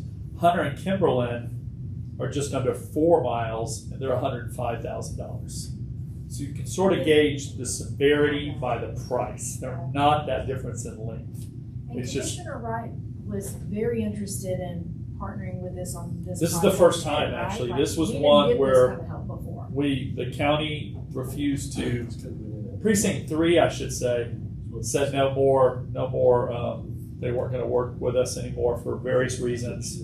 And so this is the first time Commissioner Wright has been great. Yeah, Jason Graves reached out from the barn, said he put this bid together, and it's a reasonable bid, and then we'll have the choice whether we want to resume maintenance ourselves or we want the county to do it. And that would be a budgetary item for next year. If the funds were available, I would be proposing that we do this year prior to the rainy season. So, but Adam, Sure. the gentleman that was speaking, he said that the road is, well, you said it too, the road's a ditch. It functions as a ditch. So does that mean that, why is it functioning as a ditch? Because there are no ditches. The road is so low at this point that the road actually has to be raised back up to function as a road. Reconstruction. And this is in, It's the not like there's raising no up road in there. bar ditches being. All the gravel is, all the gravel is already pushed off into the bar ditches to where it's flat. So they're gonna build it back up, Everybody throw bar splashes ditches in. Right. And out. So this- really, It becomes the Is ditch. this road, was it ever asphalt or chip and seal? never. This is a road Just base. a gravel? This is road base. But it was maintained in the past. And It was maintained by the county in the Does past. this. And when did the county quit taking care of it? Right about the time all the The crazy. councils, about 2 years ago. Yeah. Why? Why did the county stop taking care of it? Why did we start taking care of it? Because Phyllis, Because I was mean to her friends. because she decided, it was a political thing. It was. We really didn't have the resources. The county's the better mechanism for maintaining these So they roads. gave it to us and said, hey, you guys take care of it, not we asked for it. Is there a good culvert for Range Creek? I'm looking at it on the map, so it's. They may actually have to install a culvert on Hunter. They may have to install a For culvert. the range. That much water. Yeah, there's that much water, especially there's one particular spot that you're not going across it when it rains because you have no idea how deep it is. Okay, so I just want to, so it was a gravel road, the gravel's all in the bar ditch now, so the bar ditch doesn't really exist anymore, it's been filled with gravel. Yeah, the bar ditch, if the road is raised up, the sides will actually even function more like a bar ditch. The water will shed to the nearby pastures.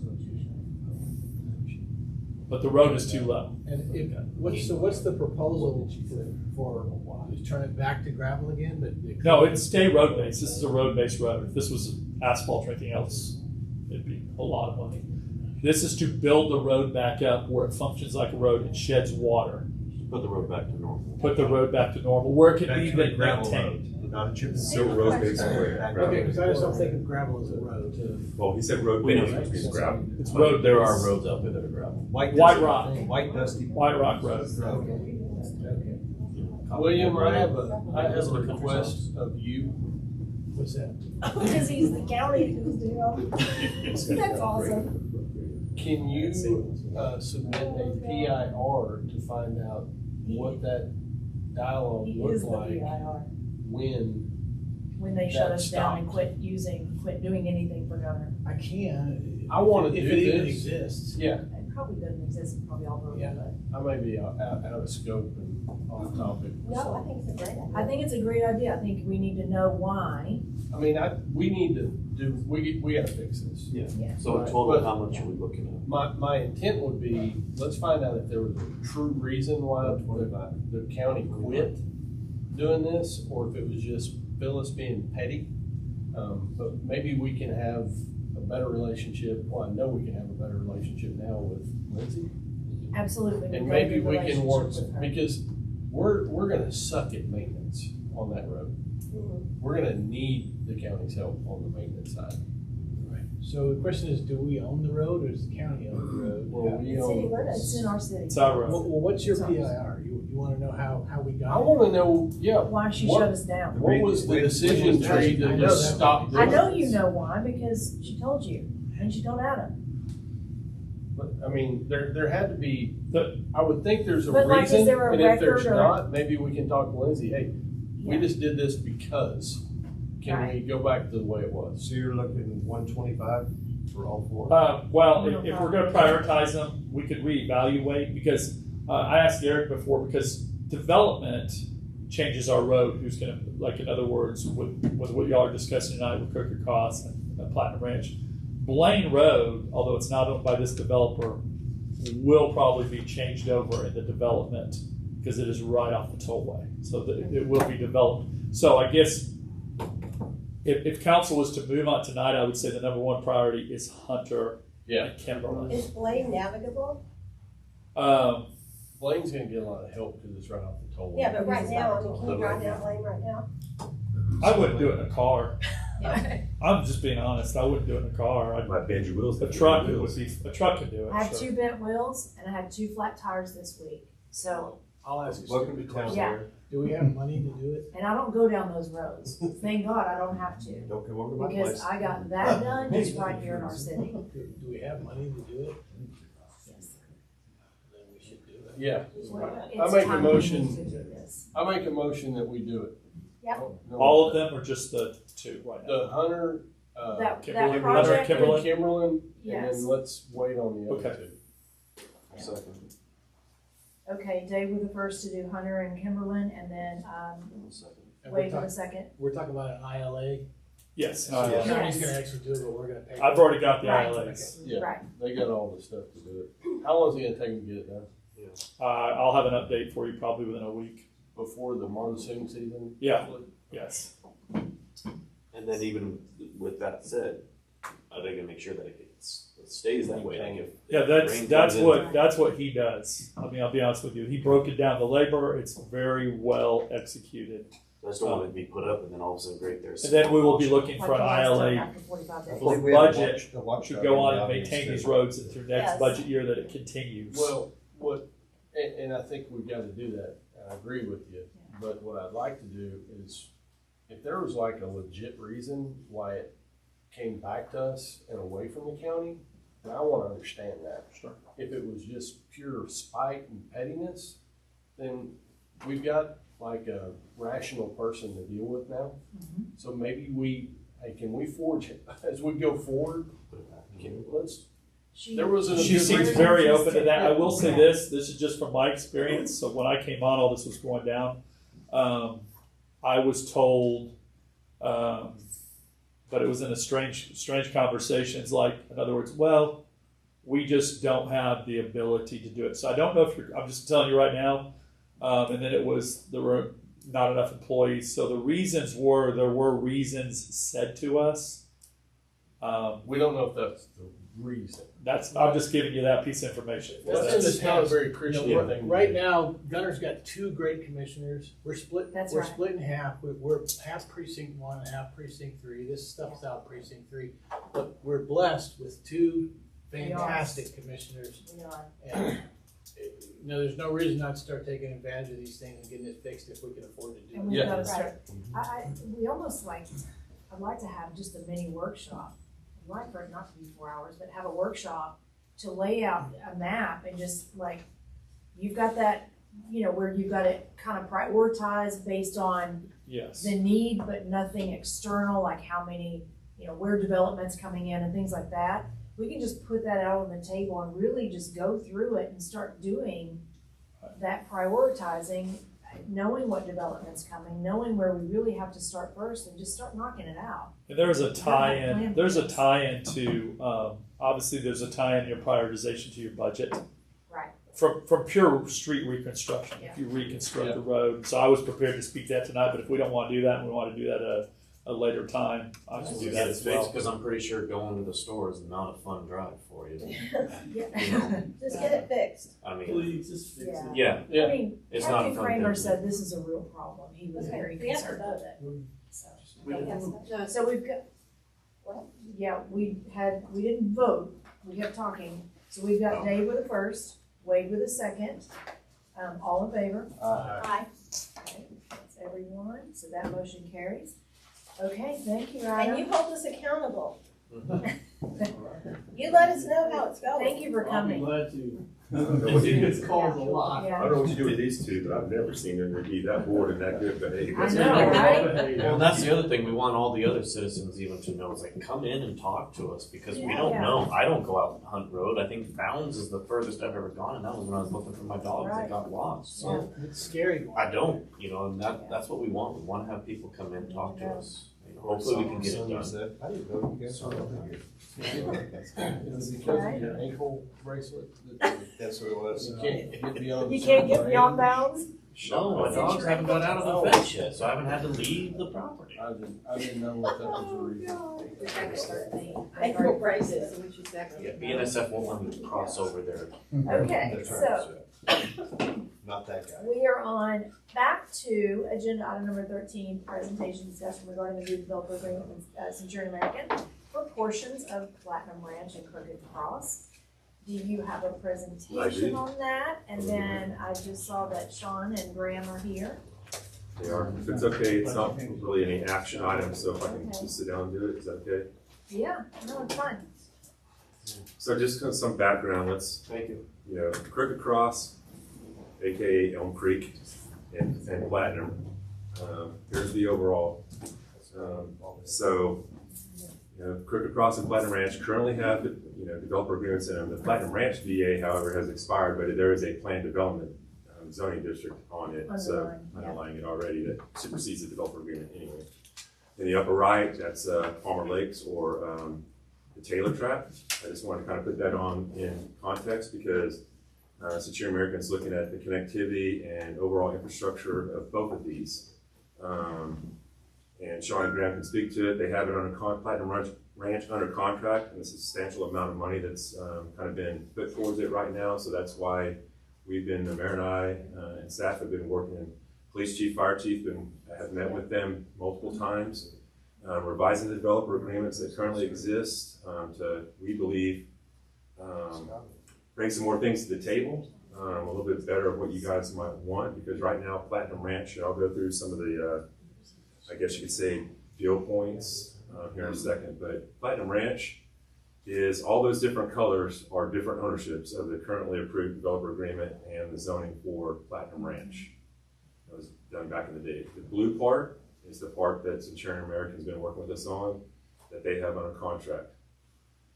Obviously right next to it would be Crooked Cross, but it's just not showing. I just wanted to show you, I didn't know if you all understood that Platinum Ranch, because I did when I first came on, it's under a lot of different ownerships. Yeah. And so the biggest part is the blue part, and that's the one that they're working on because it has the connectivity for infrastructure and a multitude of other things with Crooked Cross. Is that the toll lane? It will be the toll lane. Okay. All right. So kind of, I say, so there's stuff on the west, but we're primarily just looking at the east side. But the developer agreement overall for Platinum Ranch addresses all of it. So we'll be bisecting this portion off. The DA or the zoning will still stay in place for all the other portions of it. But the interesting thing, that we looked at when we started looking at it is what the original DAs allowed were substantially more amounts of smaller 50-foot wide lots. It was almost to the point where if you read the DA, it's really didn't limit it on 50s. I mean, it could be all 50s. So we've had several discussions with their group. They're the district. Crooked Cross right now is an in-city MUD. That would go away, I believe, right? Yes. So we get rid of that. It'd be in the city and not be a MUD.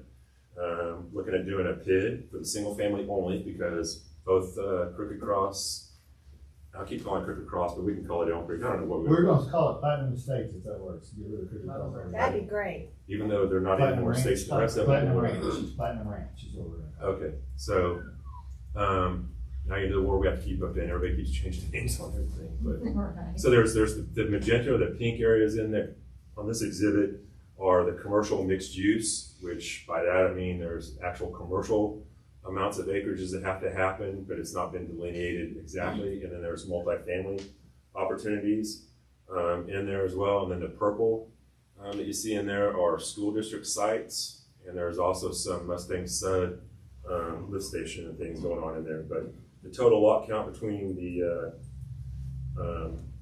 overall Platinum, what is it? Platinum Ranch, is that? Platinum Ranch. All together. It's around 4,200 total lots with 50s, 60s, and 70s. Originally, there was no 70s in it and very few 60s. Where those are, they're mixed up in different pods. But in our discussions with them, they were amicable, and there's obviously a ton of green space and park amenities and other elements that go in there. But we talked about, instead of doing more 50-foot single-family detached product, let's look at potentially what the market's kind of leaning towards now as a villa residential, which is like for rent, single-story apartment, duplex, quadplex type stuff, or cluster housing is what some people call it. But it allows a great transition next to the single-family residential.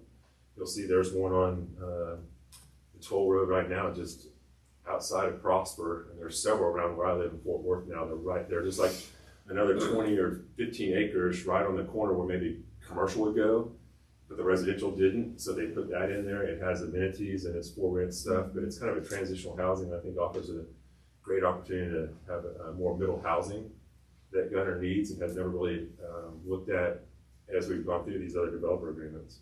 This is all gonna be annexed in, right? It's already It already annexed in. is. Oh, it is? Are they gonna annex in the other side of the toll? The other side of the tollway is annexed in. Oh, okay. The only thing that you have right now that's not annexed in that's going to happen next month is what's known as Palmer Lake on the Taylor track.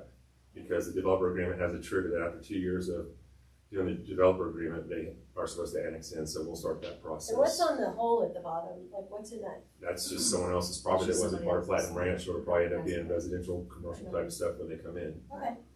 There's there's over 550 acres of inclusive floodplain. And then of course they're dealing with some SCS lakes and detention and drainage and those types of things. There's a community park that we worked out because originally they were showing some sports fields in there and discussions with them because this stuff will be turned over to the city. Our plan isn't to have high active recreational facilities like ball diamonds and soccer fields out there. We've got our park up here that we're kind of focusing on, so they agree with us on that. Is there a fire station? Okay, if I can go wanted through my list. something that was for everyone, families to congregate, like maybe pavilions, some cool, they had some cool ideas with little, I don't know, kind of, sort of like amphitheaters. Amphitheater, Baby free amphitheater seating where activity you could space have, that's seating too. Kind of like what they've done out in Savannah Yeah. area-ish. bands and stuff. Off of 380. Yeah. And I just want to call it park plural. so Put an S on that word. it'll also have, between the two of them, between all of it now, there'll be 3 amenity centers, phase 1 and phase 3, and future phases. There's over 7 miles of trails, which will be primarily concrete. And then, I'm getting kind of down to the details, but it's all in the developer agreement. But as we go through the site development process, we'll get more detail if it ends up where there are certain crossings or areas where it makes more sense to be DG or decomposed granite because it's more of a nature show. Then I think we'll do that. But is there a police station? there will be. Well, They're originally there was a designating fire it. station shown here. In discussions with the police chief and captain, Uh-huh. we invite them into the meeting because it's important to get their input on what their needs are and the location. Right. So our discussions were, and we actually had had them relocate a couple of the elementary school sites that they had shown on the original land plan, because because we're land planners too, and we like KMF and KFM and the developer, so we worked and they've relocated those. But the fire station seems to end up being better up at Palmer Lakes. Okay. As a central location, so they're working with us to give us, to dedicate land in that development. And then to have a satellite here in that middle section, close to where Yeah. that school section is there. Yeah, Smaller, there needs to be something on that but side. a main station, it would be better. Captain Kramer and Chief Jones both said it would be better to be up at Palmer Lakes. It would be shared space. For connectivity. Yes. We It'd want be to do that really across the city when Yeah. we build things, have them together. Yeah. Even if it's a satellite, a small station over Little here, annex. we've got both. Yeah, it's just more economies of scale that helps too with that. Well, y'all hurry up on Palmer Lakes. I want to move there. Well, we're ready. This is one of the big keys to it, I think, is, I know we don't want to hear this, but we've been waiting on sewer. Yeah. And with the package plant permit being on Crooked Cross, that allows us to sewer. We started work out at, sorry, I'll say that. We started working out at Taylor a long time ago. And then we paused everything, I know Mayor, you know this and stuff, because we didn't have sewer. Yeah. And so we waited and waited.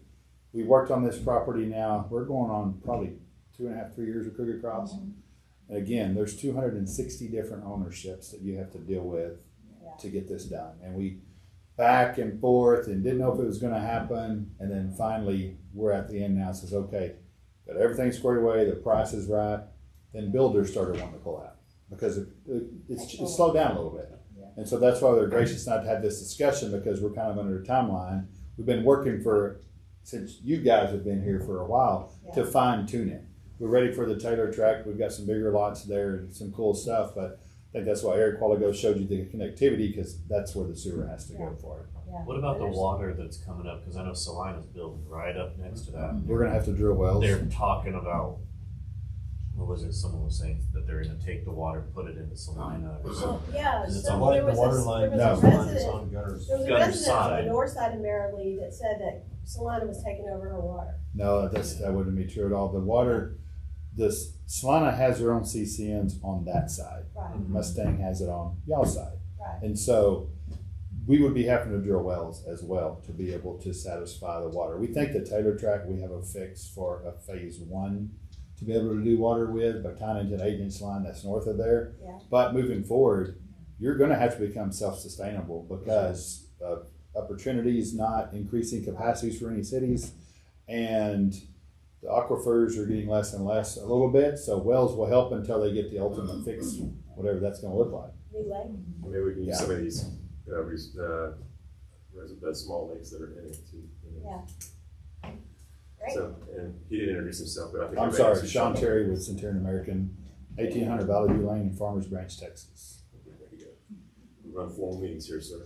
Sorry. So, another huge, really exciting thing, that they're working with us on is the phasing of the roads. We've originally, there's a lot of development going on in Salina, west of 289, that they were asking me about, what is the phasing for Marilee going to happen? And I said, well, we're talking to a developer right now that has a property that's along that, but right now their intention is to build it as the phase next to it comes in. Well, me being the transportation engineer I want to be, said that just doesn't work. That's just going to cause us, problems, because the phases that they, might do are up here, and I've seen how long the bridges is taking to develop and get the actual thoroughfare in, with the elementary school in there now, that we started discussions with them. They were awesome enough to engage with those discussions. We had a meeting with the city manager and assistant city manager over in Salina, and discussed about phasing, because they're actually designing their part of the road right now. So there's economies of scale to help us out and them out and Centurion American out to get this Marilee full section done much sooner, the whole thing, because to get to the North Dallas toll, or Dallas North toll. So we're in discussions through this revised, updated developer agreements too, and that's what this map is showing the phasing of them being able to do which roads and sections are going to go in at what time. So Marilee is pretty important, and it's going to go in sooner rather than later, because it's going to time up hopefully pretty well with what Salina needs too. And they're working with the railroad, because we're obviously not over that far. So that's kind of nice that we're not having to deal with that monster down there to get the road crossing down there they are. So Sean, if you want to add anything there. I think it was, I think you're a great meeting, and I think again, a lack of coordination over the years, because you had your side and their side. And I really believe in the regional approach. It needs to be that way all the way around when it comes to this. And Marilee Road, I do drive it a lot, and my wife's had 2 flats on that road. And so, again, it's your connectivity. One thing I will say about this property as well is it's your entryway into Gunter from, Salina coming in. We to be able to monumentize that any way we can, working with your staff, what does that entrance looks like for our development? Because you want something that pops and goes wow and go, we're entering to Gunter now. I think we do a good job at that with all of our developments, even at the bridges with the water features up front. I know the development up there slowed down a little bit because, like Eric said, we had to go to TxDOT a couple of times because they were looking at maybe having to take some houses out as well as some of our lots. And so with Eric going over there and his expertise with TxDOT and us meeting with them, we were able to come up. So I feel like we've been good partners with the city all along, bridges being one of them, the Taylor track again. There's not a lot of developers, in my opinion, that would allow us to sit there for a while. We're still paying interest on that land to be able to listen to what the city wishes are and try to accommodate. I'm not saying we can't accommodate everything, but our philosophy is we want to go in and make $5 instead of 10, so we can try to do more deals in your city. That's kind of how we look at deals. So it's kind of twofold. They have obligations and need to show the current seller that they're moving forward with it. And so by coming tonight, I think that helps them demonstrate that we're working with them, and that they're working with us to try to keep it moving forward. I don't know if there was a might be a potential memorandum of agreement, kind of like before the DA, but we're moving pretty quick. Now we're going to try to get the DA reviewed and update to present that to you, at City Council next month, so they can. I don't know if it's going to be the first or second meeting. Mayor and I need to talk about it before we do it. We're close. That's our intent, because we're close. I mean, we spent a lot of time working on it. We believe, like a lot of things, that it's better than it was. Getting rid of the mud is a huge thing for one. That's huge. We don't have an issue with the PID because we haven't seen the numbers, but we believe it'll work out, and there's a ton of infrastructure here. So PID's almost necessary. They're going to come at you for a TERS, but it's only going to be at 30%.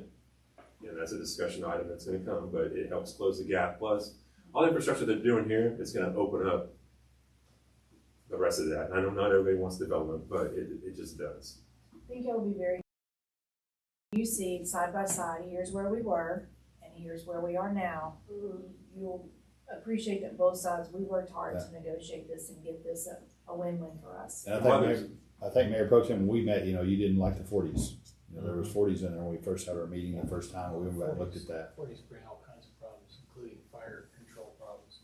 But I don't know if everybody caught what Sean said. There's a lot of developers out there, and some are better than others. Some are worse. But the developers that would rather make 5 so they can keep doing deals because they want to stay in the community and be a partner. Those are the developers we want to work with. Yep. So I don't know if everybody heard what you said, Sean, but that's something that people should pay attention to, because those developers that want to stay here and don't want to maximize their profit so they can take everything out of it and then leave are the developers we want. And I think, have a long history with the bridges. I know when we bought a bankruptcy years ago, we stuck with the golf course even though we were losing money. We still did it because we could see the end game on that stuff. And now we're seeing the fruition. You guys are Bridges Phase 2B that we just saw the final plat for too, right? They're showing us that. Yes. And the amenity center is 90% designed. It should be back in 3 weeks. We know the timelines we have to hit on that. I'm stressing there's park open space by 2B as well that we have to. Yes, and we can talk about that. Again, you text me, we communicate all the time. Heather, we can get hold of her as well. My son was doing the project management out there, but he just got moved up to Lake Texoma to take over the new Margaritaville deal. We're going to be part of it with David Craig. I got completely retrained people all the time. Now, I think we got somebody that's got more experience than him. We kind of threw him out there, and Heather was trying to help him a little bit. But Heather's been really good too. Anytime I have a question about what's going on when we were dealing with the street pavement type stuff. And she's very responsive to Shane and now Robert. So that, that's why I wanted, there's a set, I didn't put the exhibit on here that kind of pops out, but we will in the DA that really pops out the immense amount of green space, in floodplain and riparian corridor that adds to this, that they're also going to do connectivity with the trail system that goes on up into the Taylor Tract, Palmer Lakes, that will eventually try to tie into downtown as well. And I really think it's cool if you look at the connectivity that you can have, having trails through there. That you got a little sliver there that could tie into the Taylor Tract. You're not that far from downtown at that point, being able to have a way to get all the way down there. And to me, you've got luxury. In Salina, we were so wide, and you had growth here. Then in the middle, we're kind of getting lucky to where we're kind of starting to see here faster to be able to connect, so people can walk to downtown to your parks and things like that. Good stuff. Cool. Thank y'all for your time. Appreciate you. You have a good night. Thanks, Sean. Thanks, Sean. Okay, so are we ready to move on? Discussion number 14, discussion regarding turnaround signage for commercial trucks. I don't remember exactly why I think you had questions. Is that why we put this on the agenda? Yeah, we wanted to make sure that now I know that since Danny sat put it down in certain spots or something. I also wanted it commercial trucks and oversized vehicles. Yeah, this is William. Right. Oh, was it yours? No, Okay. not just commercial trucks. The other vehicles that are the size of trucks also should be controlled. We don't want another repeat of what we had last weekend. Yes. Yeah, original tractor is. That thing, I don't even know what that thing was. It's like this giant monster, bigger than a Winnebago. It should not have been down on those little streets. I don't know what it is. Do we It's have an enormous. It's like a ordinance, house on wheels. like on weight or length for our city roads? We need something, and that kind of vehicle It's should never be on normal a is road. 26,000 pounds or less. Yeah, the We're length gonna- of the anything vehicle above is longer than the 26,000 intersection of pounds. the road. Of the roads, yeah. It's like 3 I have to times the look. length of I the don't intersection. recall ever seeing a GVW. We're gonna have to do it on weight though, right? Yeah, weight and axle. Weight and axle. Yeah. So we probably need, 26,000 we need to weight. figure out if we have that ordinance, and if we don't, we probably need to You need one. put one together. And then some signs telling people, don't bring that thing down these little streets. Don't bring that thing. If it's bigger than a pickup truck, it's bigger than a dually, it probably shouldn't be down those streets. Go Those down streets just 100. Yeah. Yeah, those are little streets. That's where like I said, the 26,000 pounder is your restrictions for your driver's license. Yeah. I So no don't know what CDL. driver's license this guy had, but that If thing. it's over, if it's Actually, over I the think that's how 26,000 we had to do GVRW, then wasn't it it? has to Is actually if have, it required a CDL. yes. I know that Adam sat down with Chief Jones and they kind of went over like where all these signs need to be and making sure that we're not, you know, stepping in text Yeah, dots because one of the first issues we had overriding, is you when know. the red light came in. They would turn on the steep beside the gas station and That's try to. right. And Well, try to get around it. And now they Because go of not- down McConnell and so, all right, so this is still kind of on topic, sort of. Just asking We'll for see. permission. You're welcome to try. We're never on topic. So the turnaround is one part, but, so if you're driving south on 289 and you come into Salina, before you get to the high school, there is a sign and it says by city ordinance, no Jake brake, air brake, whatever. We already have that ordinance. 289 is TxDOT though. So the TxDOT, do we have to notify TxDOT, we have this ordinance and we would like this sign on both access and egress of the city? Or can we put that sign up? I don't really know the answer to that question. I would say because it's TxDOT right away, we need to get I think you have TxDOT to to put get it up. That's what. Because I don't think we can put anything without their permission in their right of way. But we do have that ordinance. Then we need to notify them and get them to put We the need to sign up. exercise it, the fact that we have. Jake brake. What I'm saying, Okay. you were up, but if you're going down 289 into Salina, and it's a relatively new sign. It says by city, no Jake brakes, by city Can I ordinance. ask you what that And we means? It's an I air brake. think So if you're TxDOT. Yeah, it makes a Yeah. lot of noise. I think by the point. They made all the sounds that I They just say made engine brakes. privately too. engine brakes. Is this, Engine did y'all brakes. do? But does that prevent the vehicle or just does it prevent them from not using Just it? want to make sure. Just they do it outside. I want everybody to know that they just Yeah. can't sound. They can't engage with that in this regular I business. just kept it to ourselves. I kept it with an earshot. They have ear brakes to slow down. And if they do, But they wouldn't hear me. I was like, They can be written. Crank it up and down. It helps them decelerate early. They need to decelerate earlier, so they can't jam on and the some guys brakes. just like letting it eat because it sounds cool. Mhm. Like those kids with little things that are. Yeah, it's a good thing. You know, it's not really a turnaround, so No, yeah. But it was signs it was signs and and trucks. Leave it up to Dave to What's a keep the tennis shoe in the So lane. do we need to get that on the What agenda is for the next time? turnaround thing? No, we got that taken care of. Like, don't go down that road? yeah, so if they see that sign, they're not, it's a turnaround. Yeah. Or don't even turn, just Don't. turn around, go around. Somewhere else. Back it up, Can we have a Yeah. speaker attached to the sign and make that noise? So Yeah. everybody knows what it is? You can probably get an app that'll do it for you. Yeah. You guys. Or just have something that says, hey, loser, get off my street. Hey, loser. But that's air braking, right? Kindergarten turn, so. I don't know that there was that much to talk about other than I knew that I wanted to update you because you and Chief had talked about where to put the turnaround signs and. Right, I did discussion. The only thing was, Yeah. Councilman Stevens when you described it last time, it sounded like you were talking about something different because you were talking about a Winnebago. Yeah, it was bigger than a Winnebago. Okay. I told you. So that's why I wasn't sure It's what like, we it's were like a trying small to do. spaceship on wheels. And it was enormous. What did it sound like? It was broken. It didn't sound like anything. So It had no sounds. Okay. It was broken. It was stranded. This thing bigger than a Winnebago. No pictures. I didn't take Okay, pictures. where are we at? We're on 14. Okay. I didn't take pictures. I should have. So I think what his point It was, was enormous.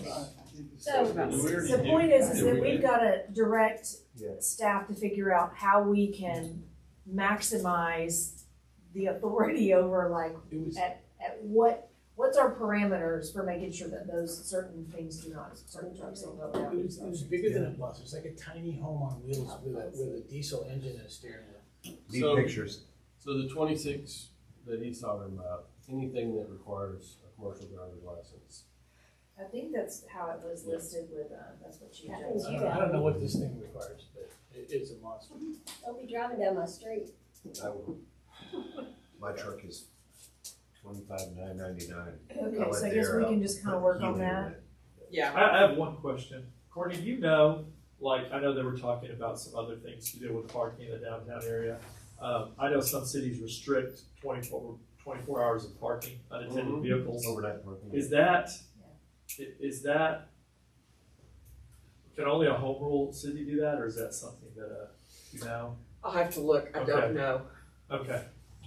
Can I ask on top of that, since and it's kind of signs and trucks. Just that sign in a sentence right there. They tennis you right there on that. Parking on the shoulder on 289. Tractor trailers parking, like no parking on shoulder. You've probably seen those signs before. Does that require us to have a city ordinance that says no tractor trailers parked on shoulders?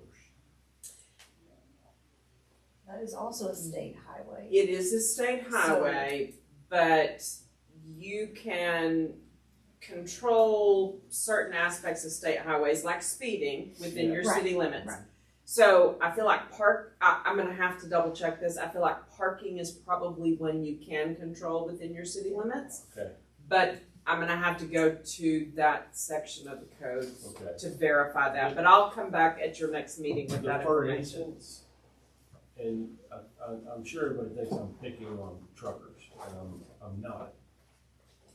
But we have rock haulers and big rigs that will park on the shoulder, exit their vehicle, Go to Exxon. go to Exxon, or they will go to Dollar General, or they will go to Sonic, or the food truck. Mm-hmm. I asked Danny about that, and he said it's perfectly legal as long as they don't park in the center lane.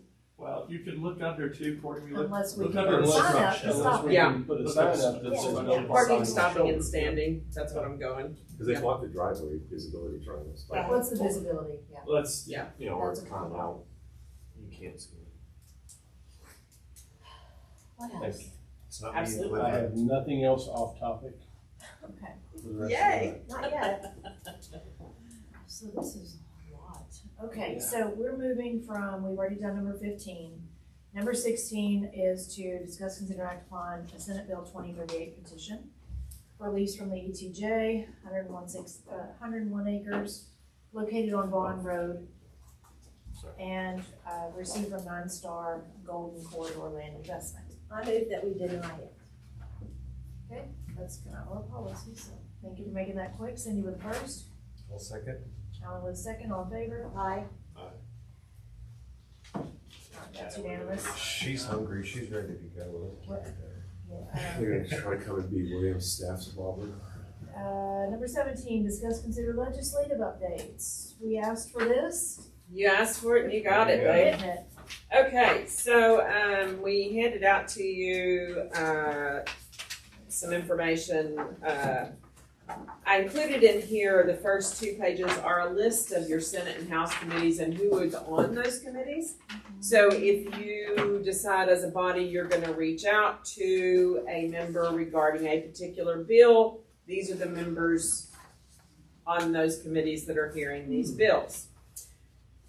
So then moving on page 3, I don't think this is in your copy because I added it after I sent it to Deidre, but I redid it. It's all. no, I think the filing deadline language on page 3. Nope. Yeah, I think I added that right before I came. So Sorry. the bill filing deadline for this legislative session was last Friday, so no more bills are getting filed. 8,901 bills were filed, with 2,000 being filed in the last 3 days of the session. So Nice. that sets records. All of them that we have, this does not purport to be a full list of all bills that affect the city, but they are some of the ones that were filed early in the session or pre-filed, and affect cities greatly. So we'll start with SB 19, which is city advocacy. There are a whole bunch of bills that have been filed on that. This is basically your ability to hire groups like TML to represent you, to lobby for you. And Senate Bill 19 has passed the Senate, so it's on to the House. House Bill 23 deals with platting, requires city to allow for third-party review and inspection. In fact, it goes so far as to bypass the city altogether. So it would allow a developer or owner seeking approval of development documents to bypass the city and have a licensed engineer.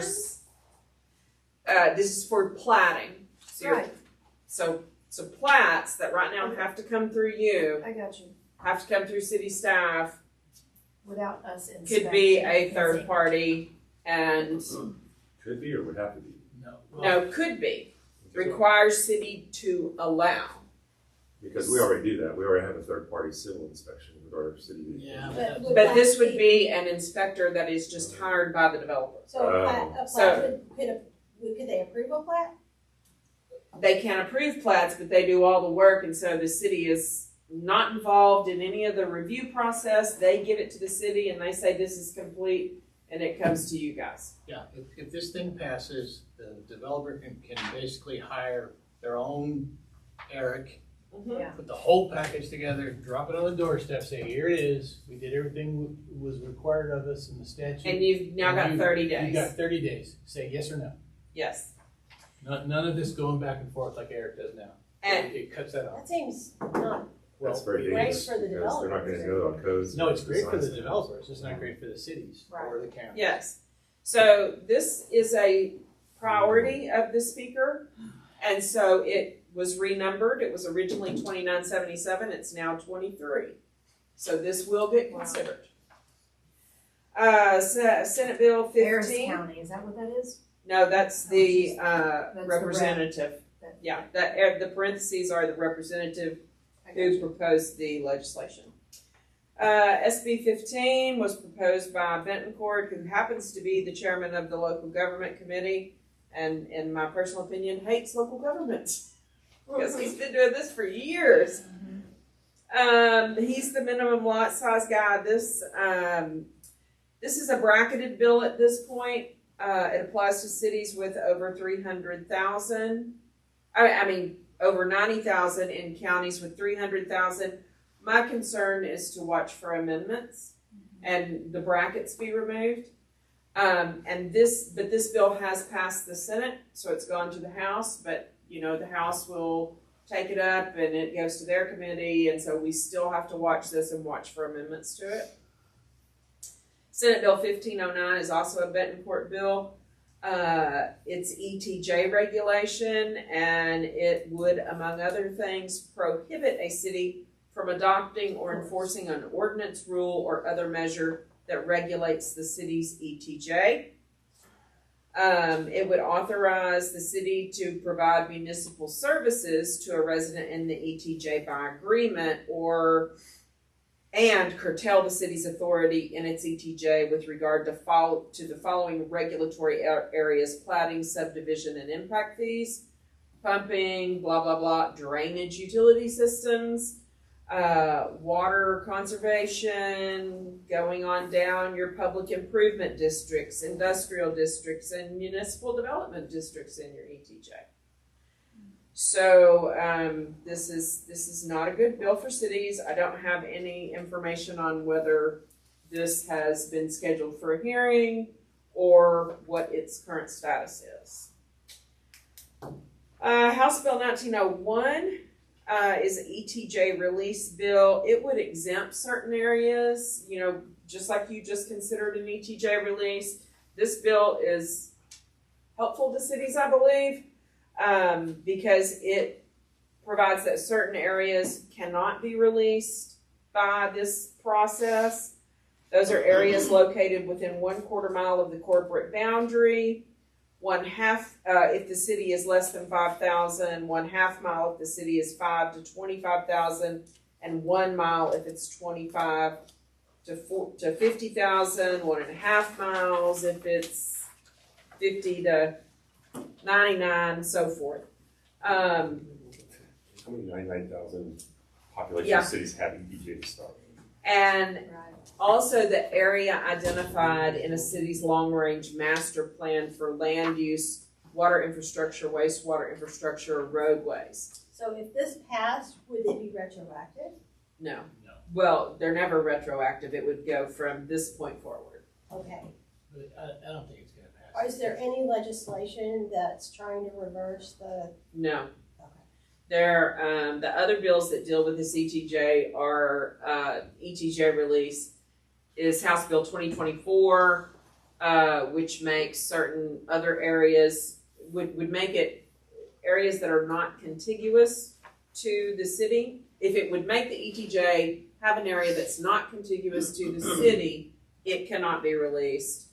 And then House Bill 2512 also makes an area that is under a development agreement or in the city's CCN ineligible for release. So nothing repealing, but these bills modifying, and I have no information on their current status. Okay. What the hell on 241? This on the side of your community. Well, no, what it says is exactly the opposite, that cities cannot, cities are required to enforce. It says it prohibits a city from enforcing a policy that discourages or prohibits the enforcement Oh, okay. of any public camping ban. So the state tried or has passed public camping bans. This is mainly, an Austin situation. And so Austin said they weren't going to enforce those bans. So that's what this bill is all about. It had a Senate hearing. I don't know. I didn't follow up to see what the results were on 241 because for most of my cities, this is not an issue. Right. But I put it in there because. So the debt bills that affect cities, there are several. Senate Bill 533 requires elections for bonds or a tax increase to be held on the November uniform election date, and by eliminating the May election date as an eligible date for debt or bond purposes. What's the point of that? There's a big point to that. May elections don't have a big turnout. Right. And bonds that really probably wouldn't have made it if everybody was awake and paying attention get snuck through. So it's a good thing. It should be on November. Because if the bond's not legitimate and it can't make a popular vote, it should have happened. Okay, this bill would prohibit cities from holding certain sales tax elections in May, including necessary reauthorization elections for dedicated sales tax, like street maintenance. Good thing we just did ours. We have to plan ahead. Yeah, so while it may have its good points, it certainly has its bad points as well. Let's see. House Bill 3262 would require 2/3 voter approval for a tax increase. Senate Bill 414 This one was left pending in the Senate Local Government Committee, so it's probably dead. Senate Bill 1453 House Bill 1453 and Senate Bill 470 limits COs to public works necessary to comply with federal, state law or to address public health emergencies or natural disasters. So that would be the only reason you could issue a CO. What's a CO? Certificate of obligation. Senate Bill 1024 requires a 5-year waiting period before any failed CO or TAN. Well, he really doesn't like cities, does he? I'm going to skip 541. I put that in there for another city who has to deal with cottage foods. Senate Bill 673 ADUs allows an accessory dwelling unit in a single family zoning or unzoned areas by right and prohibits cities' abilities to regulate ADUs in certain ways. This bill applies to all cities. It is not bracketed. Would generally restrict cities from adopting or enforcing regulations that prohibit an owner from building, selling, or renting an ADU, or require owner occupancy of the primary dwelling unit of the lot on the ADU. So if you build an accessory dwelling unit, it forbids cities from preventing them from being used for Airbnbs. Yeah. And this was voted from the Senate Local Government Committee and recommended to the local and uncontested calendars. So this one's probably going to make it.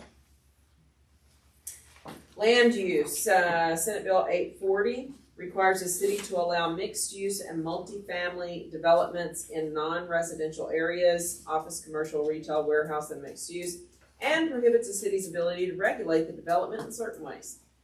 It effectively eliminates community input over comprehensive planning efforts designed to maintain sustainable growth and balanced land use by allowing a developer to bypass zoning approval for these projects.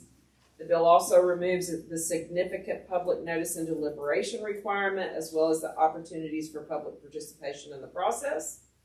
The removal of public hearings, deliberations, and decision makings eliminates the transparency into the process, effectively removing the public from what has always been a public process. Applies to cities with populations of 60,000 in a county with a population of 420. But again, I mention it to you guys because we always have to watch for amendments.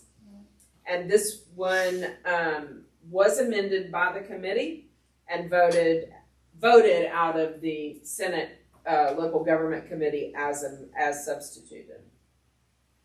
But what's the population of Grayson County? 155,000. Oh, okay, there you go. Yeah, what my concern always with these bills that are population is to watch for an amendment at the last minute to have the bracket removed or have the numbers changed in the bracket, because right now you think, oh, well, that doesn't apply to me. At the end of the day, it might. Just because Austin is hell bent to strip local governments from any kind of control over land use, and it's just getting worse. So get ready for it, because it'll be the wild, wild west. I was going to say, Texas is returning to the wild, wild west, because that's what it is. It's going to be free for all. Whatever you want. Yep.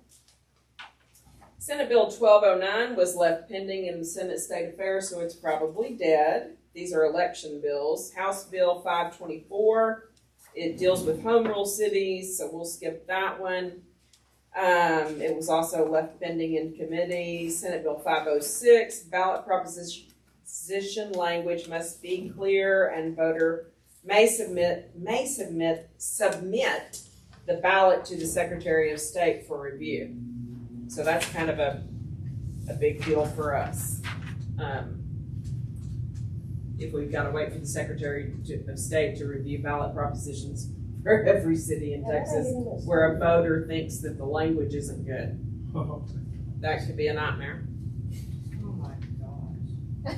Deidre, I felt that, like I could feel that go down my spine when you said that.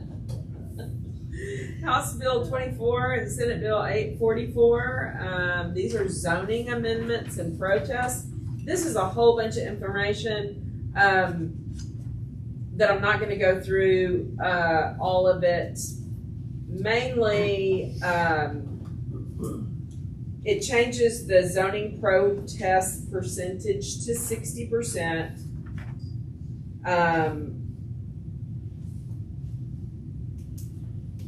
And then this is not the bill that, no, the next one. The next one is the one I was really looking for. House Bill 2687. This one changes the notice requirement to require it to be sent by certified mail return receipt requested. Do you know what that costs? 1,500 feet? It'll cost a fortune. It's 200 feet. Well, it's 200 feet under the House bill. Under Senate bill, it's Senate Bill 1160. It changes it from 200 to 1,500. So you put those two together, and your certified mail return receipt requested 1,500 feet. Thousands of dollars right there. Thousands of dollars cities cannot afford, an unfunded mandate. And I'll bet you that this is predominantly cities our size. It would have to be. I mean, that's crazy. Yeah.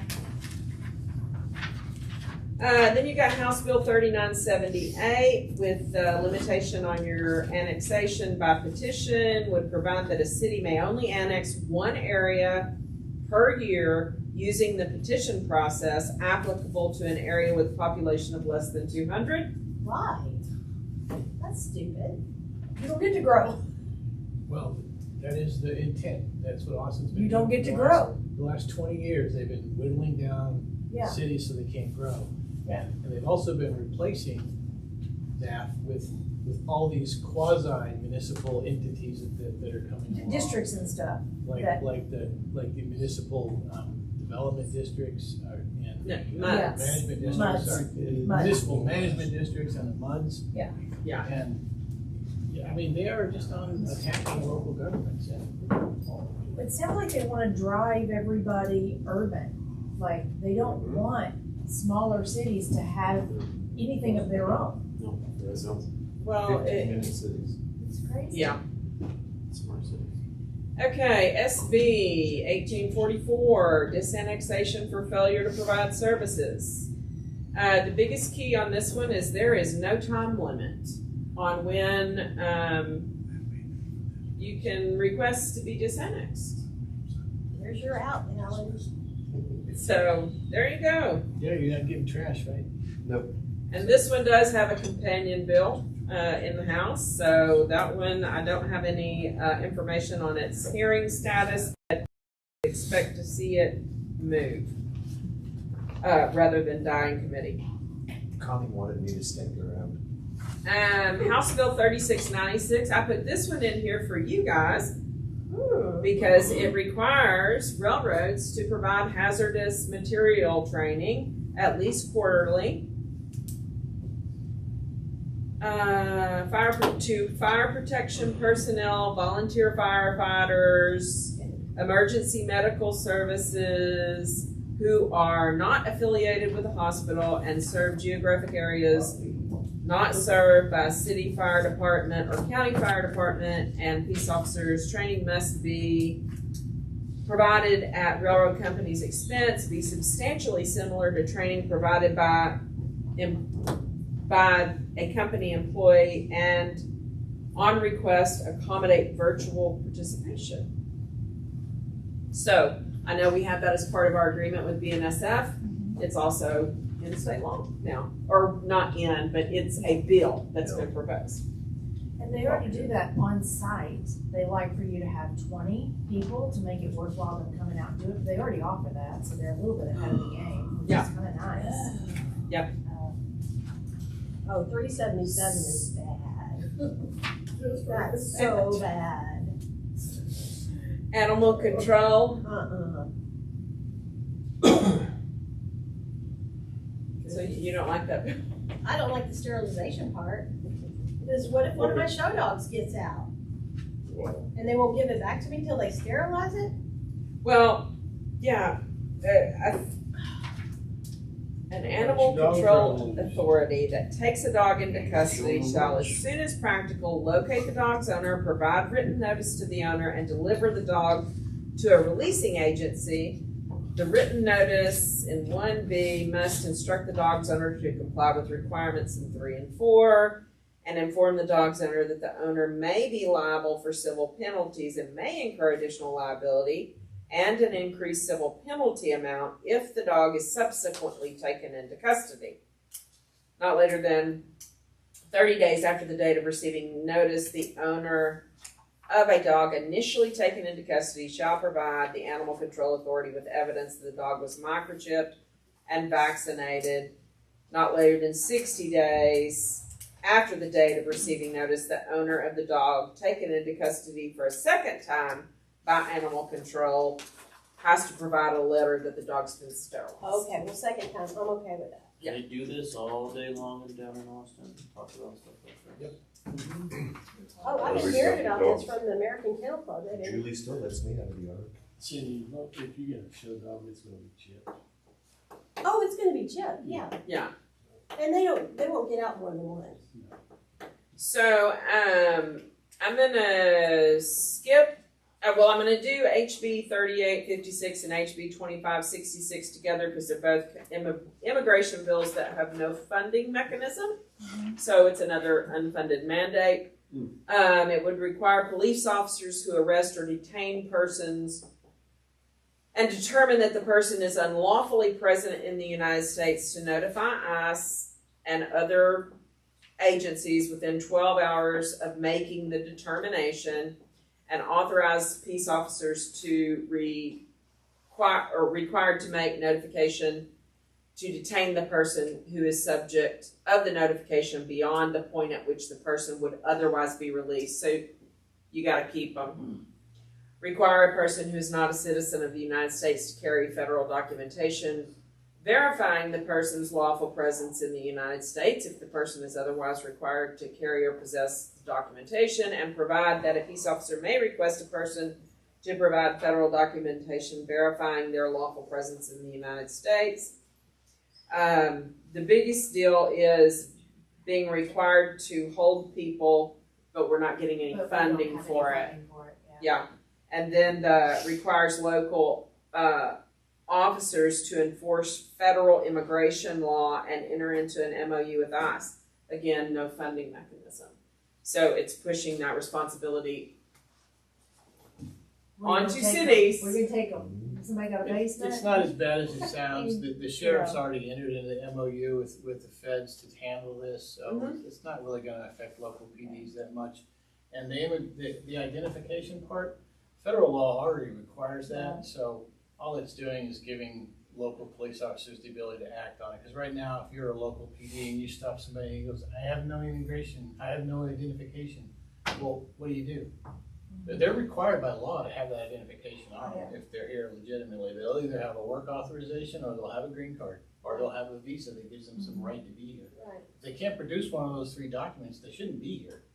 Right. And they are required The to have reality them is on their if they get person pulled at all over by a times. police officer for speeding, they get a ticket for not having a driver's license and for speeding. Yeah, And then I see them. And now they can get a ticket for this too. Well, no, we're gonna hold them now. We can hold them now. We can't just stop and release. Yeah. So it does affect, I mean, not you, well, Gunter doesn't have a jail. So not your town, but cities that have jails have now got to, you can't just write those tickets. You gotta hold them now. It's a good thing, and hopefully it gets passed, and then we'll figure out how to pay. It would be great if it had funding. Yes. And it doesn't have, the funding is the problem. Look for the amendments. Look for an And amendment. already Grayson County. Write a letter saying we need And you funding know for this. Until the new jail's built, We they're need a over finder's capacity every day, and states not picking any of these people up. So they're already having to hold them. Yeah. No funding. Yeah. House Bill 33 is Uvalde Strong Act, and it is standardized active shooter training. This is a good thing. Yeah. House Bill So 20. one of the things that we actually have done. We have. House Bill 2149, non-conforming use. The biggest thing about this bill is it allows the owner of the non-conforming use to resume the non-conforming use of property if the person resumes the use of the property before the 5th anniversary date that the person changed or stopped the non-conforming use. Right now it's 6 months. Now it's 5 years. So It's a small change. that's a you make your zoning laws and you try to get things Transition and go away. transition and go away, and now it's made it harder for that to happen. Could, yeah. The city's immunity from suit and liability are waived. Eric, we need to get down to Austin and start lobbying, because you're not gonna have a job pretty soon. We have our APA group, and we talked to groups down there. Yeah. I'm not. The other thing about this is, if you get sued on it, city's liability is waived. Okay. Yeah. City's immunity from liability. I said that wrong. City's immunity from liability is waived. So we can get sued. Yeah. You can get sued, yeah. So that is a problem with that bill. Property tax bills, House Bill 9, $250,000 exemption available for personal property tax. House Bill 217, 60% majority of voters to approve property tax rate, which requires an automatic election. House Bill 2736, 2/3 vote of voters required to increase tax rate. House Bill 3601, set your rollback rate at 0. That's What? big. What does that mean? Well, that means that cities cannot account for inflation in your budget. Because if you're accounting for inflation, you're raising taxes, well, you roll back, you can't do it because your rollback rate's now 0. So it affects your ability to fund your city. Learn how to do more with less. We just did that. There is a point of diminishing return with that. I'd be fine if the state was doing the same thing, but they're Yeah, exactly.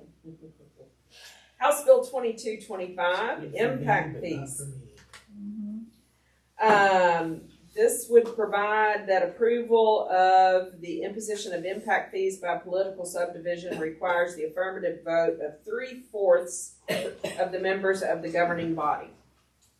So that's not terrible, but you can't do it on you can't approve an impact fee just on a majority vote. And you can't raise it for 5 years. Mm-hmm. So let's get the impact fees jacked up now. Jack them up right now. Well, you can't have impact fees till you have CIP. You have a CIP? Nope. So you can't, you got it. But we talked about that. Yes. Well, yeah, but we're gonna have impact fees on what? You don't have your sewer and water, We don't so have it's sewer street and impact Right, fees. is street impact fees. So you're like diminished it. Okay, so we're gonna skip 1522 because that one was left pending in the House committee, so it's probably dead. Public information, this is good, a very good bill, 1893. We no longer have to redact license plates from videos, which is, thank God. we hope that one makes it through.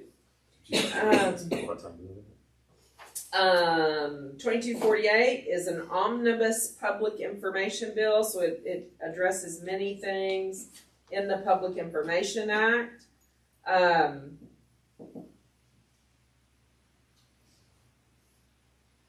Let's see. House Bill 2767 is the only bill that I've seen so far. I'm not saying it's the only one out there that deals with short-term rentals, and it says that local governments are prohibited from regulating the operation of online global marketplace, which is your VRBOs and Airbnb and so forth. So some cities have that regulate STRs go look at Airbnb and see if something's being advertised there for rent. And so that's part of their evidence when they start trying to stop the use of the property as Airbnb. Or Well, then the people take their ads down. so off of Airbnb or VRBO. So whether or not you like short-term rentals or you don't, it affects the city's ability to determine how they're going to enforce STR regulations in their city. Do we get sales tax on Airbnb? If You have hot tax. If you have hot tax, yeah. That's the reason we looked online, was to see if they were doing that, because if they're doing that, they weren't registered with the city for the hot tax, they need to get registered. Yeah. Basically told themselves by advertising. And the last one I have is House Bill 487, which thankfully declares 8-liners are gambling devices. What's an 8-liner? It's the It's a slot machine that slot rewards you with- machines where you go in and You like at the Exxon? you win, yeah, those. And those are a pain in the rear end for police to regulate and They always had the problems with how it pays out or when it pays out. what it pays It's supposed out. to be like Yeah. gift cards to Walmart instead of. Well, gift cards, no, because those are the Cash equivalent of value. cash. It's the stuffed animal prizes, and then you sell that back to, anyway, it's a whole thing, but. It's the ball bearing, slots like they have over in Asia.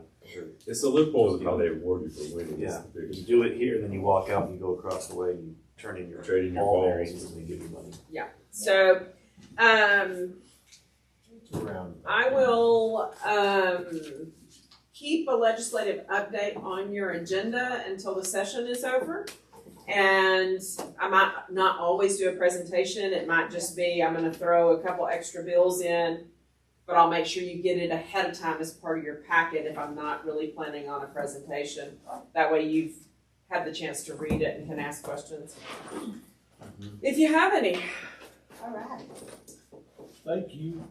You're welcome. Thank you. So I'm hoping executive session's gonna be quick. Well, you still have one more 19. Well, yeah, we're coming back to mine. We're going back to Oh, yeah, we A have after, to- but we've got, Mark is We have 18. discussion. Well, we'll come back for 8 after, but we still have discussion of No, it's 9, you gotta come back to. 9. Discussion regarding citizen comments. Wade, you wanted this one. Oh, I just wanted to put it on there towards like I was saying earlier, like we can put it on if there's nothing pressing, like for today, yeah, don't put it on, but if we have like a 7 or 8 agenda meeting, put it on to where then the citizens can come in and say, hey, my road is bad, my sign's down, something to come back and talk to us. But if it's a long agenda, then yeah, let's not put it on there because I think ours are Already gonna be have. long agendas moving forward. They're about to get real heavy, which is kind of why we said we should probably take it off, especially after what TML said After what is we happening learned. in Austin and. well, yeah, that, but it just still want We're to be able not- to come and talk to us. I agree with Wade. I want people to come in and talk to us, and we're not Austin. We don't have professional rabble-rousers coming in. Well, it wasn't just Austin. That just happened to be the That's why we were attorneys talking who about had doing a really, workshop really one. good examples. Trying to do a workshop once every But- 3 months is just for that, is to, let's round them Yeah. all together and do it one. A lot of cities were experiencing it and they didn't know what to do, so that's why they had the session. Is because even cities like ours, they're having, and they showed smaller photos of different, things. I just remember before, out of the 8 people that would show up to the old council meetings, 3 of us would say something that was on our mind or something that we saw, and obviously they didn't do anything about it, but it was at least nice for the citizens to come in and, have their voices heard. Well, so it's kind of citizen comments, Mhm. so I'm kind of tiptoeing around. But the app, Always tiptoeing around. the app, when they put in, hey, that's a citizen comment, right? Sure. I mean, why We all couldn't, have emails, I to don't- phones. well, I we don't have- see it. couldn't we have like a summary of, hey, we had this many things came in?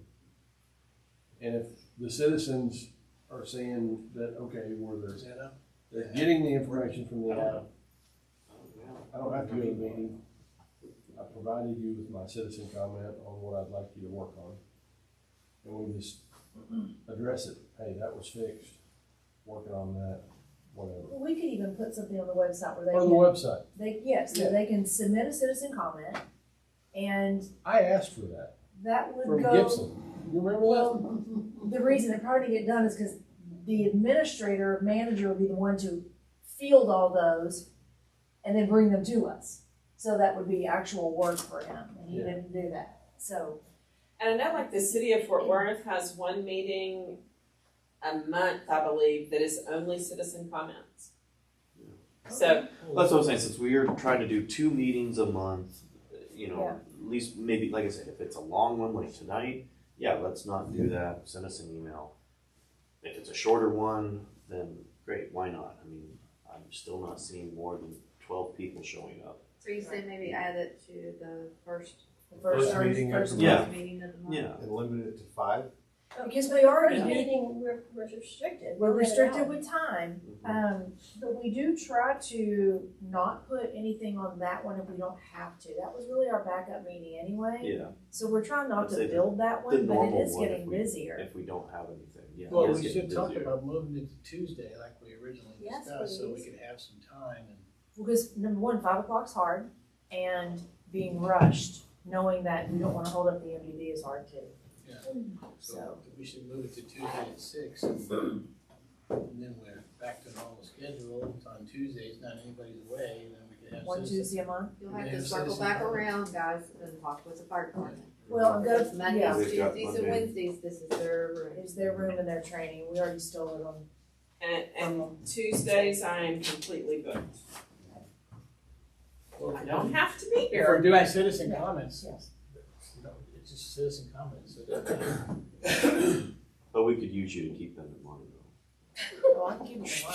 No, Courtney's not here today, and I can go talk about whatever Yeah, we want. If it's just citizen comments, I mean, they get their 3 minutes, they can say what they want. I'll be in my other meeting watching the video saying, William, shut up! At least I put, definitely maybe want put to it do the as an town option, halls, that's all. like Yeah, maybe no, every 6 months at least, but maybe You had even a lot of quarterly. feedback Quarterly. off of We this got a lot of last one. feedback on that, not just A from lot of people feedback. here, but people who watch it said, please keep doing this. Very positive. It's the People that most were on the feedback opposite I've side gotten was complimenting her. It was like, that was the most feedback that I got was, Complimenting me. thank you for answering all our questions.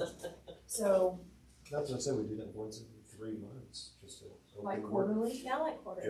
just an open workshop. Yeah, and look, It was if it's, nice. I if loved it's it. the same 5 people 2 coming hours. on citizen comment Comment, yeah. night, then, Yeah. okay, we're fine We'll go doing back to- exactly Was what we're that, doing. is that good for you then? We'll get more feedback. Don't worry about the That'd be citizen great. comment things and just do the quarterly town hall, and people come in and talk all they want. So, There I you mean, I go. haven't Let's seen do anyone that. coming in anyways asking Well, where the But sign up they sheet showed is, up for so. the town hall and I think we should They let did. people ask citizens have comments. I don't agree with taking away comments. I don't want it because our time is just getting longer and longer and longer and more to We do. don't have that many. You don't know that. no, but if we Well, did the we town have to. hall, Look, it's 9 o'clock right now, we still have executive session. Like, I don't wanna make our meetings longer. Yeah. remember when they used to go till 1 in the morning? No, 'cause I Yeah, didn't show those were up. the good old days, right? I didn't I show up. remember that one. That was terrible. Y'all had fun out here, but, let's do quarterly town halls. There you go, I'm in. Look, can we Let's- do that? Let's- That way everybody has Then their we're not limited chance. to 3 minutes, we've got If it time can't wait and- for every quarter, Yeah. then we all have emails, reach out. Yeah, if it's really pressing, It's we not hard. can email or use the app thing or. Yeah. I nominate place 5 to bring breakfast, and we'll work backwards from there. Done, Okay, all right, so let's move on to, but I need eggs. No yeah, cottage let's food. move to, executive session. It is 9:18, and we are meeting under 551.071 consultation with our city attorney on BNSF litigation. Not sure if we have anything, but we're keeping that on until it's all said and done. Under 551.074 on, employee and department review. And then I pulled it in just this evening under 551.072 for the purpose of discussing the purchase, exchange, lease, or value of real property. And, No. okay. I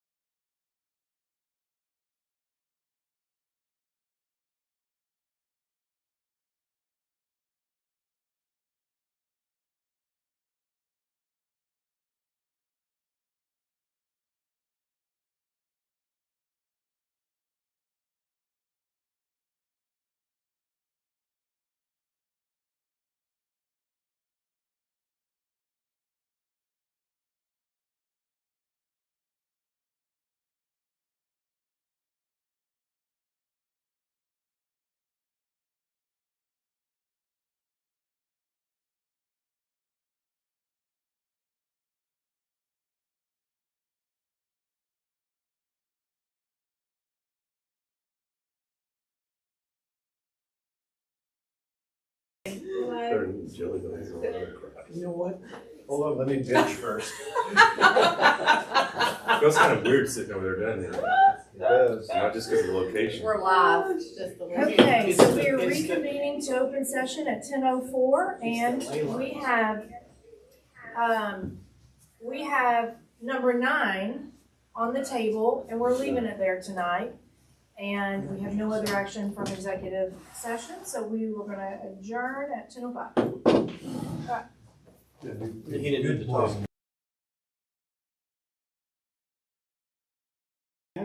Okay. Yeah, that's what I heard.